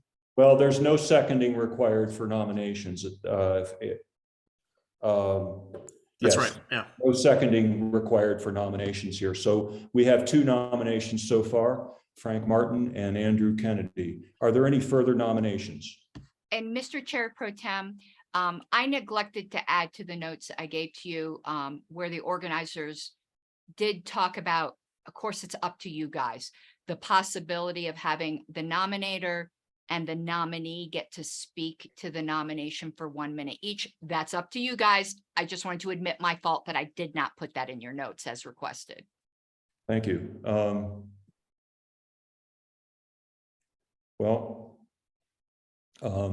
We could have, I will entertain a motion to have the nominator and the nominee speak for 1 minute each. Do I have a nomination from the floor on that?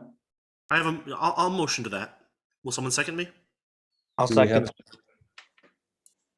I'm sorry? I will second that motion. Okay. Debate on this motion? Okay, let's go to the question. The question is to allow the nominee and the nominator for each candidate to vote to speak for 1 minute each. Mr. Chair Pro Tem, is there an objection? Is there an objection to this? No. Seeing as there's no objection, let's go ahead and invite the nominator first and then the nominee. Who nominated Andrew Kennedy? That was There's been a myself. request of the secretary to stop screen sharing so people's faces can be seen better. You That's can already also, done. I just did that. Yes. you can choose it in your view too. Person. Oh, okay. Yeah, cool. So who nominated, Mr. Lucchini? I believe you nominated Andrew Kennedy. That's correct. Would you like to address the body? Yes. For 1 minute? All right. So as Mr. Atkins had related, there are a lot of issues here. I support the formation of this entity. A lot of people think I don't. I do. I think it is important that people have the ability to participate in the National Party. Mr. Kennedy is relatively new to New Mexico politics, but he has gone and done an enormous amount of work in door knocking. In addition to that, Mr. Atkins is somebody who came in and immediately within, I think, a few days went out and knocked a whole bunch of doors and got us a bunch of signatures. So I would support him from any position in this party. Mr. Cohn, similarly, is somebody who has done fantastic work. And Mr. Trapman, I'm not sure if he's interested in a position, but I would support him as well. Mr. Kennedy has done just enormous work as a candidate, enormous work in terms of engagement, and I think he would be somebody that would bring a lot of value to this entity. Okay, that's 1 minute. Thank you very much, Mr. Lucchini. Mr. Kennedy, would you care to address the body? Yeah, thank y'all for thank y'all for the opportunity to address y'all. As Mr. Lucchini said, I am fairly new to New Mexico politics, but I have gone out and done a lot of feet beating on the pavement, collecting both petition signatures and canvassing for myself and other candidates. I was our only candidate last year that actually managed to win a race, and I'm currently our only state legislature candidate this year. I also was the point man who got the Eddy County affiliate set back up almost 2 years ago after it had been defunct for several years. Mm-hmm. So I'd bring all that experience that I have to the position of as chair of this new affiliate. And like Mr. Lucchini said, I'm very glad that this new affiliate's being set up as well. Thank you, Mr. Kennedy. And now I call on Mr. Askin. Mr. Askin, would you like to speak in support of the nomination you made? Yeah, thank you for even from Lucchini, thank you, and I am very glad that Andrew would like to be involved with this. I am nominating Frank Martin because since I've started doing this, he's somebody that I've had the opportunity to work with, and I think he is very serious where I can't be, and he's been actively involved in this process that we've started since the beginning, and even pushing me when I don't want to be involved sometimes and I kind of shy away. So I know he has experience as a board member previously from LPNM, and he's just personally somebody that I've worked close enough with that I trust to get us to March safely. And that's partly my bias that this is part of our baby, and I just want to make sure that we're safe to get it to March. And then and I do think I would love Andrew to get involved. I think that's one director position. Thank you very much, Mr. Askin, and I will speak to my nomination. Let me start the clock here. So I founded the bylaws committee that authored the bylaws that we just adopted. And I also have past experience as a board member and vice chairman of the Libertarian Party of New Mexico. I toured various counties in eastern New Mexico to meet with county chairs. I represented the party in various ballot access legal issues centered in the Capitol. I conducted research at the Office of the Secretary of the State to determine opposition party campaign spending and the best races for Libertarian candidates. I too conducted petition drives to secure ballot access and hosted county fair literature tables for the Libertarian Party. I also founded and was former chairman of the Libertarian Party of Grant County, New Mexico. So I'm just about out of time, so I will leave it there and we will go to a vote. Mr. Chair Pro Tem, I know these organizing meetings and Mr. Brown, I certainly welcome his input, can be confusing. Your proviso and your bylaws that say that these elections could be by voice vote. When there are elections of board positions by voice vote, the first person to get a majority is elected, even if there are 10 other nominations afterwards, and you vote in order of nominations. I know that can be somewhat of a foreign procedure, but absent a special rule of order of this body that would overcome the proviso, that's how things would go. But again, it's your convention. I concur. Ms. Hollis is correct. The way of doing this, if it's by voice vote, the first candidate to receive a majority is elected. You don't even vote on the others. And you vote on them in the order nominated. If the first one receives more yes votes than no votes, that's the end of it right there. If the second nominee receives more yes votes than no votes, then that candidate wins and you stop right there. You can suspend the rules and adopt some other method of voting if you so desire. Thank you, Mr. Brown, and thank you, Secretary Harlos. So I think I was the first one nominated. That's correct. Okay, so I will call by voice vote, all in favor of Frank Martin for chair. Aye. Aye. Aye. Aye. Aye. Aye. Aye. Aye. Okay. I'm Andrew sorry. Kennedy. No, you need to ask for those opposed next. Those opposed, Okay. yeah. Those opposed? No. No. There are people saying no multiple times. That is extremely improper to people. Maybe we could raise hands for a vote. Maybe we should post the votes in chat. Or Mr. Chair, you can do the reactions tab. Let's go to a reactions thing here, and Secretary Cohen will count the hands.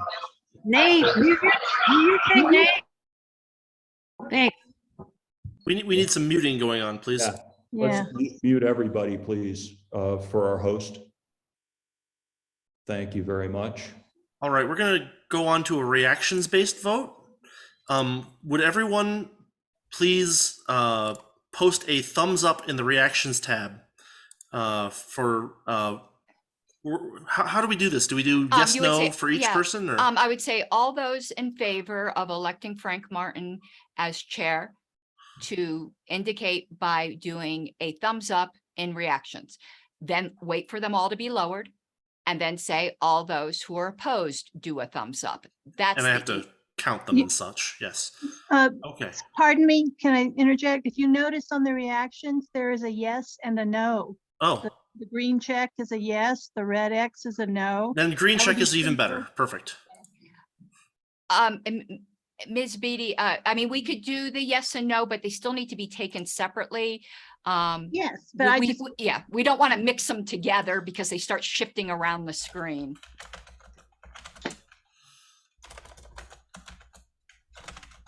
Did someone call officially for the vote? I don't think they did. Frank, can you go ahead and do that, please? Yeah, please select the yes if you're in favor of Frank Martin for chair. That's in the reactions tab. It should be at the bottom of your window. If you're having trouble casting your vote, let us know and we'll help you. Yeah, go ahead and say something if you're having trouble casting a vote. I don't see a yes or no. This is John McDavid. I see a check. It's a green check mark, sir. That's the yes, and if it's that's correct. You're right. Red X if you're voting against. Is that it? When that's it's right. called for. If it's called for. So we're just doing green check marks to start. I see. If you're yes for Frank.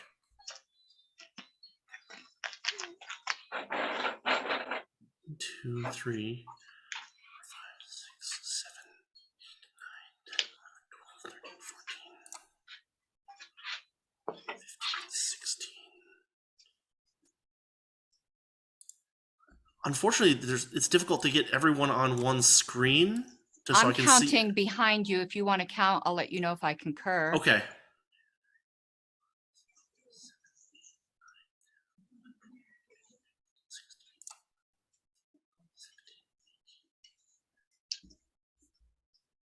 My count is 18 yeses. That's what I have as well. Okay, I'm gonna write that down. All right, Frank, everyone turn your reactions off.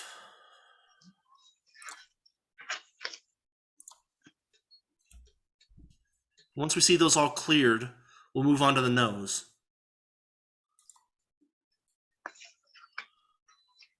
Rebecca, Tom and you- Rebecca, you're still saying yes. Just click it again. Yep. Click the same thing again and it should go away. Same thing with Thomas. Thank you. Yep. No problem. Thomas, you also still have a green check. It looks like he's working on it. Ah. You should be able to just click the same green check again and it'll go away. There you go. You're good. I don't see any green checks up right now. Is everyone clear? Is anyone having any technical problems? Hearing none, we will now go to the no votes for Frank Martin for chair.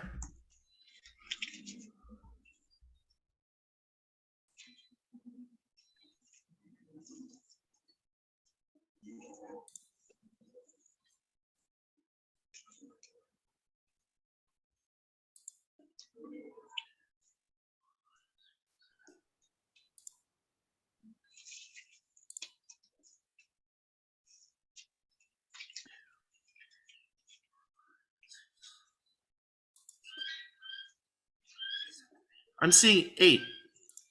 I think I have 9. Yeah, I think I got 9. Okay. 9 no's.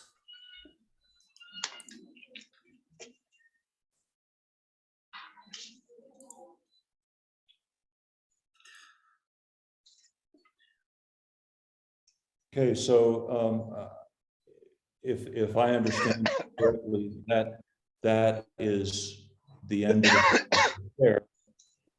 And I am So that handles that. How many members do we have currently voting? It's not that it doesn't matter. It doesn't matter? No. Okay. So I'll let you handle it now from here forward, Okay. Frank. So everyone can turn off your nose if you don't mind. Right, turn off the nose. We'll now move on to the election of vice chair. Do I have? Are there any nominations? I nominate Andrew Kennedy. Okay. Any other I nominations? nominate. This is for vice chair. Yes. Correct? Yeah. I nominate Mike Blessing for vice chair. I accept the nomination. Any other nominations? Okay. I don't know how to do the, wait. I don't know how to do the hand raise. Sorry. I would like to nominate Brett Chapman. I will accept the nomination.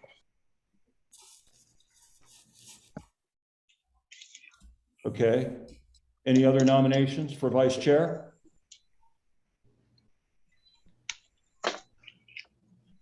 All right. We'll have the person who nominated Mr. Lucchini, you nominated Andrew Kennedy. Would you care to speak for 1 minute to your nomination? I've already spoken to that.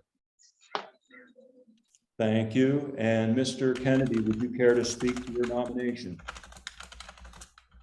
I don't really have anything to add from last time, no, sir.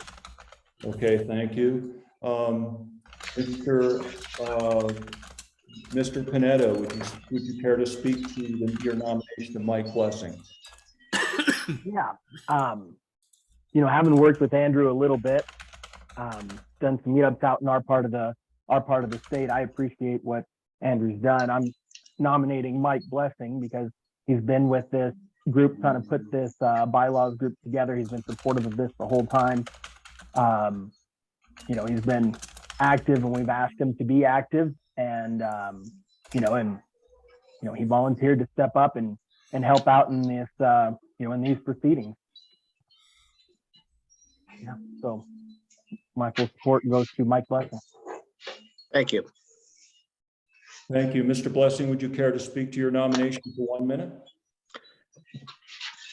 Well, I've been vice chair before. I was state party chair for 4 years, 2011 to 2015. I've edited the newsletter for a while. We hosted a Liberty Forum here in Albuquerque for a few years. I've done public access TV for the cause. Written several new letters to the editor, a couple op-ed pieces, 70-some pieces for the Libertarian Enterprise. Been to city council a few times, testifying on various issues. Been mentioned in the Albuquerque Journal a few times for various activities. Helped run the LPNM booth at the State Fair in 95, 96, and 99. I've done door knocking, campaign signatures. I don't know what else to say. Okay, well, thank you very much. Ms. Maloney, would you care to speak for 1 minute to your nomination? Yes, I don't know everybody very well, so I can't speak about everyone, but I do know that I've watched Rhett, and he is exceptional. He's hardworking. He's neutral. He's professional, and he adds value to the Libertarian Party. He should be in leadership in some form. This would be my preferred place for him. I think everybody will like him, and there won't be conflicts if you pick him. He's a good guy and a good Libertarian, so that's who I would like to see. Thank you very much. Mr. Trapman, would you care to speak to your nomination for 1 minute? Yeah, thank you, Patty. I've been the IT director and webmaster for the former LPNM party. I've helped out with various door knocking and campaign events. I was part of coordinating the Joe Jorgensen Let Her Speak peaceful protest in Albuquerque. And as it was mentioned, I want to stay neutral and work with anyone who's willing to do good. So thank you. Thank you, Mr. Trapman. Okay, we are ready to move to a vote, having heard from the nominators and the nominees. Mr. Secretary Cohn, would you care to take it from here? Are we going to start with a voice vote or not? Yeah, actually, let's continue on with the reactions, since that really worked. But as your parliamentarian, that's what I would suggest. Very well. All right, we will start with the first person nominated was Andrew Kennedy. Would anyone who is voting in favor of Andrew Kennedy please mark yes on your reactions?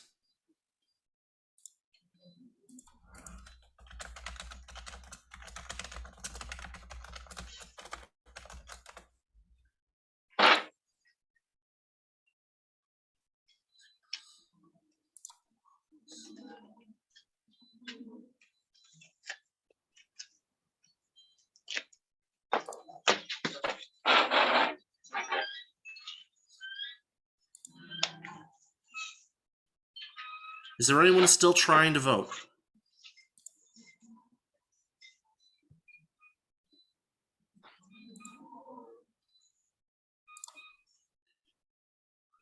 I'm seeing 6 votes for yes. Do you concur, Karen Ann? Oh, I am so sorry. The executive director, I'm sorry, national business. 1, 2, 3, 4, 5, 6 votes. Yeah, this is Mr. Brown. I counted 6 also. We've got 7. Laura Burrows just voted. Okay, 7. 7 yeses for Andrew Kennedy. All right, could everyone please clear your your yes reactions?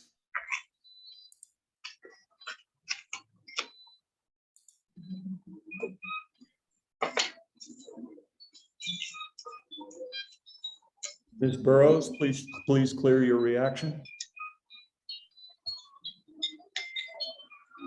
All right, they look to be all cleared.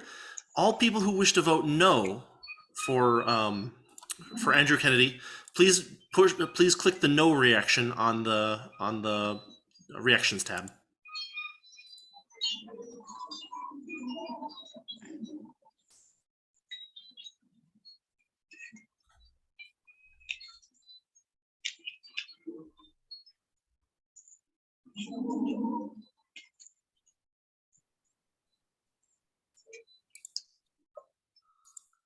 Is anyone still in need of a vote?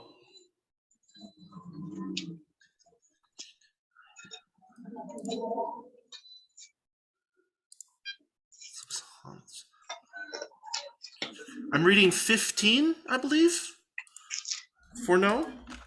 Can anyone please confirm that? 7, 9, 10, 11, Elizabeth Hans, 12, 13, 14, 15. I get 17. 17? Mhm. 1, 2, 3, 4, 5, 6, 7, 8, 9, 10, 11, 12, Thomas Fashan, 13, 14. I'm getting a different count. Yeah, it changed. That's weird. 1, 2, 3, 4, 5, 6, 7, 8, 9, 10, 11, Elizabeth 12. Thomas Fashan is the last one on that list. 13, 14, 15. I'm still seeing 15. I counted 15 on this one. Okay, And we're good. whatever it's I clear, counted it's more than 17. 7. So Yeah, I just trying to get the numbers right. I think. Oh, I see what's happening. When you go to the next screen, it's double. It's carrying. Yes, there are some of the doubles up. You have to people pay over. attention to who is the last Ah. person on your first screen, which makes it a little bit more painful. Well, Yes. it showed Tyler asking, for instance, on both screens for me. Right. So my screen 1 of 2 goes all the way up to Antonio Digidio, and so I have to look for Leave where off he that. is on the second screen and go forward from Gotcha. him. But So sorry. I think it's 15. We'll go with 15. So that goes for that. We're going to go next to the votes for Mike Blessing. Could everyone please remove your no reactions from the thing, and we will start the votes for Mike Blessing.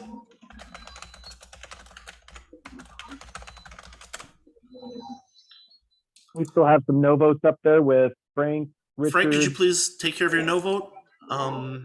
Everyone else seems clear. Yeah, everybody who is in favor of Mike Blessing, please now go for yes on your reactions tab. And we'll count those in a minute.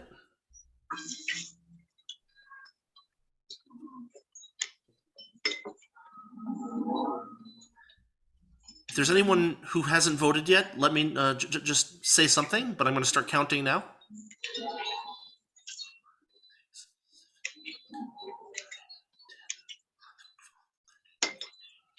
Yeah, well, we got someone moving in and out. 1, 2, 3, 4, 5, 6, 7, 8, 9, 10, 11, 14, 15, Rivera. I'm counting 15 yeses. Can anyone confirm that? I'm going to try to do that right now. 1 second. 1, 2, 3, 4, 5, 6, 7, 8, 9, 10, 11, 12, 13, 14, 15. 15. We concur then? All right.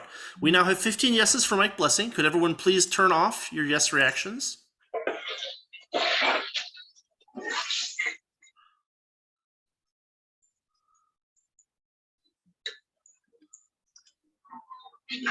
Tyler, you're still up there. Elizabeth, you're still up there.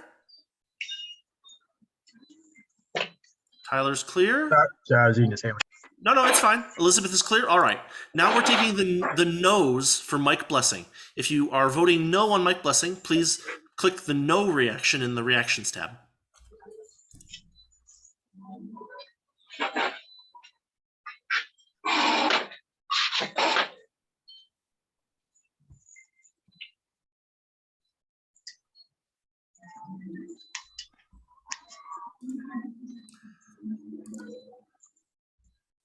Is anyone still trying to vote? I see 2 no's right now. No, no, that's John McDivitt again. Paul McKinney and, yeah. Is there anyone still waiting to vote? It looks like we have 2 no's.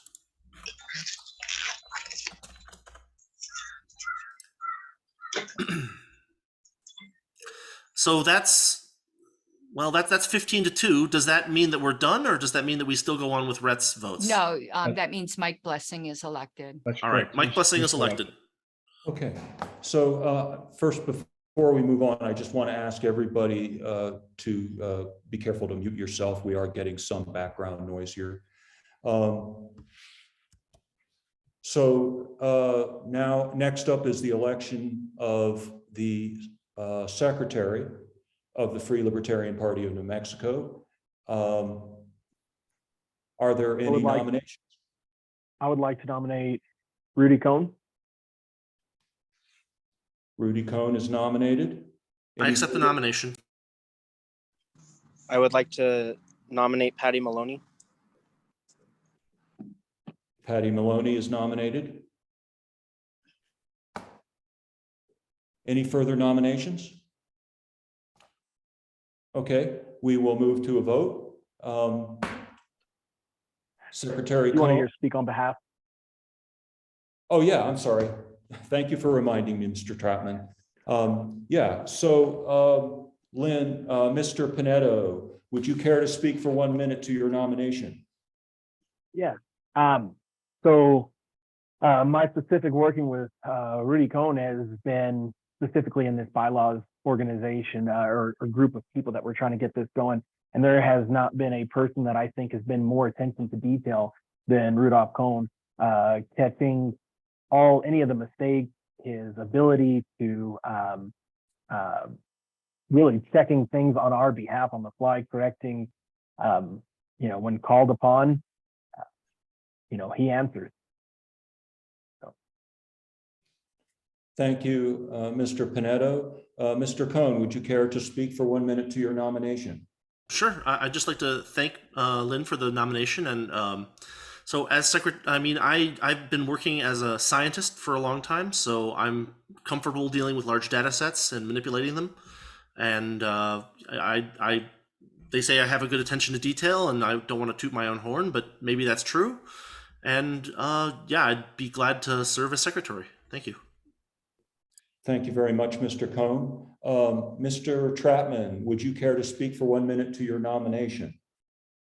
Yeah, so I've worked with Patty over the course of doing IT stuff for the former affiliate, and she pays attention to detail. She's also willing to work with anyone as well. So I would recommend her for that position. Thank you.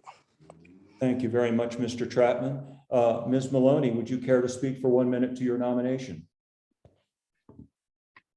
Thank you. I don't want to get too much into my qualifications. I've been a libertarian probably longer than most people. I've run for office twice. I've knocked on thousands and thousands of doors. My heart and soul is in this party, and I will be a person that is working actively to bring New Mexico together. On top of that, I would like to get my parliamentarian, I don't know what you call it, license, so I may have some value to add if I am chosen. I've been the vice chair of an affiliate in Michigan, served on their state board. I have leadership experience, and I'd like to help be part of this affiliate. Thank you very much, Ms. Maloney. We will now move to a vote. Secretary Cohn? Yes. Would everyone, so it looks like I was the first one nominated, so we'll start with votes for me. If you want to vote yes for Rudolph Cohn for secretary, please put a yes in your reactions tab, and we'll count those up.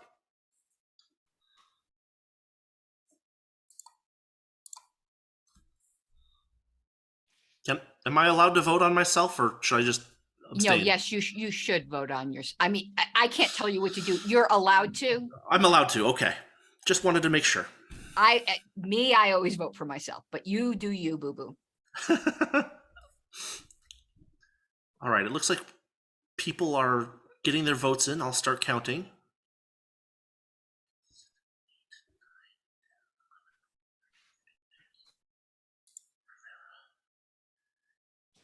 I'm counting 16 yeses. Can anyone confirm that? Let me do that. I'm sorry. I'm kind of tied up with national stuff. 1 second. 1, 2, 3, 4, 6.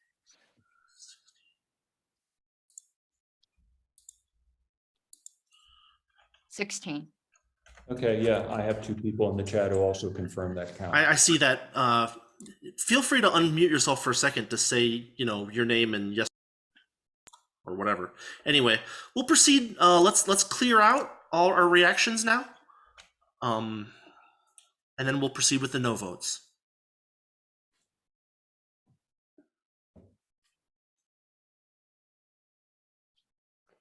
I see you in chat, Antonio. No big deal. All right, it looks like everyone has cleared their reactions. So if you would like to vote no for Rudolph Cohn as secretary, please put the no reaction in the reactions tab right now.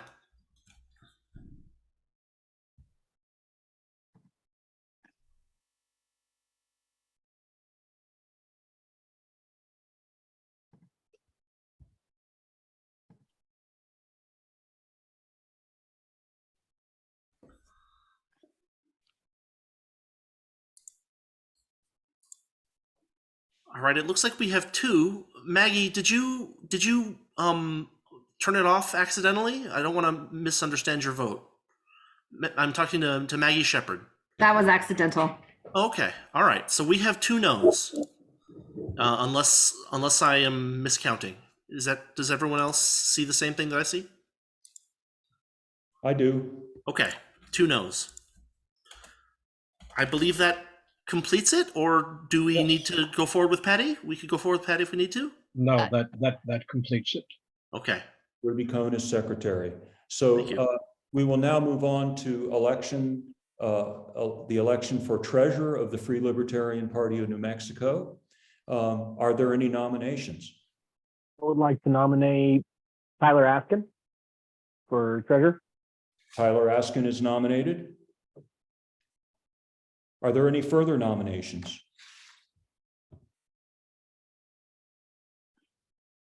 Okay, hearing no further nominations, I would consult with our parliamentarian. Do we need to have a vote?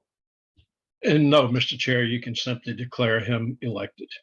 Okay, I declare Tyler Askin treasurer of the Free Libertarian Party of New Mexico. And the dog, I'm sorry you lost, dog, but better luck next time. Okay. Thank you. Can we, by chance? I'm going to mute. Hold on. Can we, by chance, by the idea of Tony, by Antonio in the chat here, can we rename his position as Tyler National Treasurer? National Predator? What? No, what did I walk treasurer. Into? Tyler, the National Treasurer Askin. I'm sorry, I'm not with you on that. Oh, the National Treasurer. Okay, got it. Okay. Yeah, he is a national treasurer. Okay, well, just to restore decorum here for a moment, the next item of business is to sign a petition for affiliation with the National Libertarian Party. Only National Libertarian Party members who reside in New Mexico are eligible to sign. We need 10 signatures. Are there 10 such people willing to sign? I mean, I suppose we could, have it a hand raise or something like that. I mean, we could do the yes reactions. That might work. Okay, let's do the yes reactions. If you are willing to sign a petition for affiliation with the National Libertarian Party, please check the yes in your reactions. And if Rudy, when they're up, if you could read them out so I can get the names down, and I will send them the electronic petition. That doesn't have to be done within the business. Everyone could get to go home. You don't have to wait a half an hour for me to send these. But Sure. If you call out the names, I'll jot them down and I'll make sure everyone gets the petition to sign. Before I start calling out names, is there anyone who's having technical issues? or has not been able to put the yes check up and wants to. You can say something verbally, or you can put something in the chat if you're having trouble. Let me know. Okay, hearing none, I'm going to start reading off names just based on how they're listed in my screen, so they're not going to be in any particular order.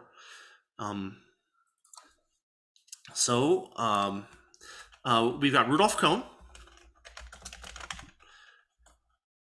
We have Frank Martin. I'm sorry, you're going to hear my typing a little bit. We've got Tyler Askin. We've got Lynn Pinedo. We have Carrie Baldwin. We have Deborah Beatty. Did I get it wrong? I got it wrong. No, you got it right. Oh, good. We have John McDivitt. We have Richard Gurry.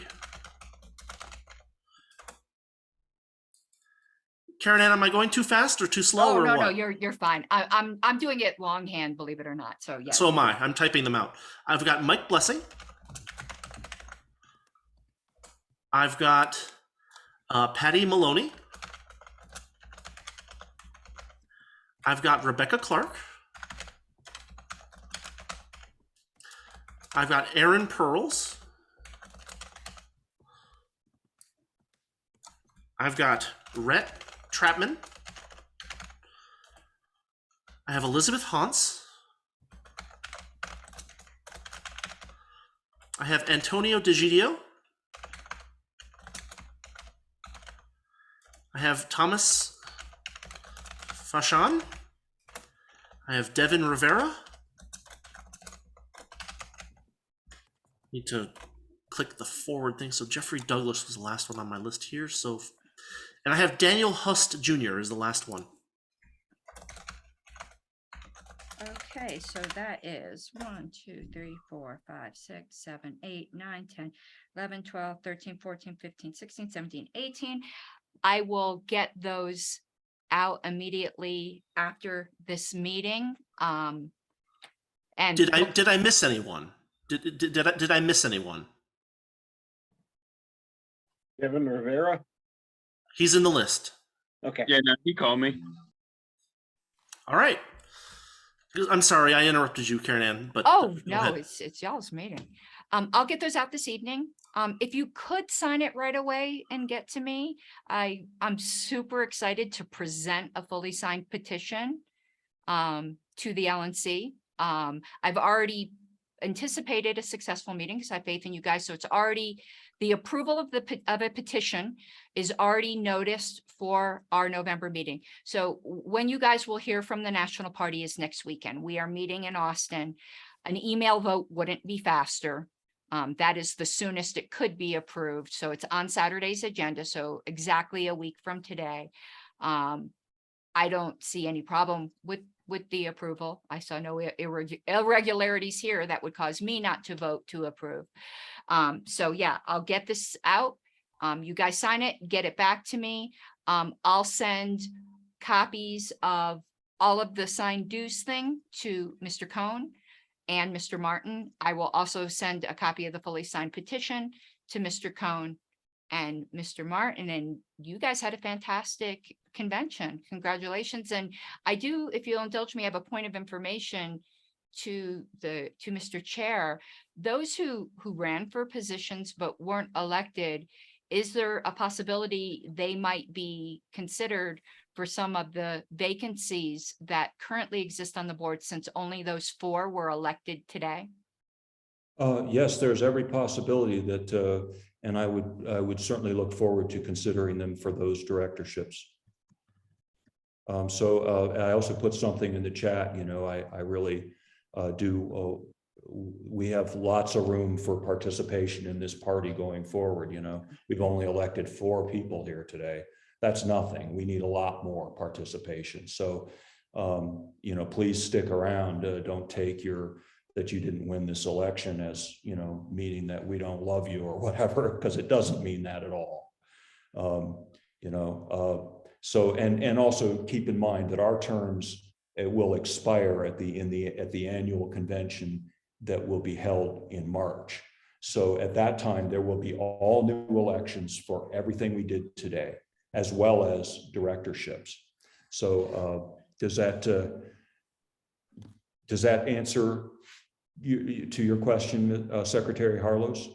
Yes, and I have a promise to make to you guys. Again, it's only me. I can't promise what the LNC is going to do, but I've given this promise personally to the organizers, and I'd like to do it to each of the members here, that as an LNC member, I am absolutely committed to whatever resources we can afford to do to get you guys as a qualified political party in New Mexico to back. So we're not losing much ground. I'm fully behind you. And again, I don't know how everyone else on the LNC will vote, but it would be my honor to advocate as strongly as possible for us to get fully behind you on that. Thank you, LNC Secretary Harlos. And thanks to our parliamentarian, Richard Brown. Having you here was absolutely invaluable. And I really appreciate your support. Ditto for all the members of the LNC who attended this this meeting. Frank, I would love to say something really quick. Oh yes, Mr. Eklund. I recognize Mr. Eklund, who is. Let's see. You came in a little late, I think, but you are the Region 6 representative, which for the LNC, which includes New Mexico. You have the floor, sir. Yeah, well, I'm very happy that you all have run this excellent meeting. I'm very excited. I'm writing up my report to the LNC for our quarterly meeting now today, and because it's due tonight. And I am very happy to report on what's on this, the fact that you'll be putting in this application for affiliation. I'm so excited to encourage the rest of the board to accept it, and be in touch with you about how I can help represent you on the national board. Thank you very much, Mr. Eklund. So it's been a long meeting, 4 hours, and I'm actually quite moved by the fact that so many of you would hang on for so long and get all this work done here today. We made it all the way. We did everything, all the business we got to. So I congratulate you all and thank you all. So with that, I would entertain a motion to adjourn. Sine die.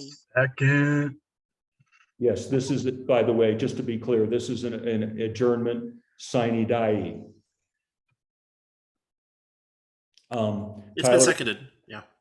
Tyler, okay, motion seconded. All in favor of the motion to adjourn, say aye. Aye. Aye. Aye. Aye. Opposed? All right. Love you guys. See you later. Okay, thanks, everybody. Mr. Martin, you Yeah. did Looks like- a fantastic job. I don't pay compliments gratuitously. I just shut up. Well, sometimes I don't show up when I don't have something nice to say, but I don't say something nice when I don't mean it. You did a very impressive job of chairing. Congratulations. I agree with you, Ms. Harlos. And in fact, I just typed something into the chat. You did an excellent job. It was very well scripted, very well run. Congratulations.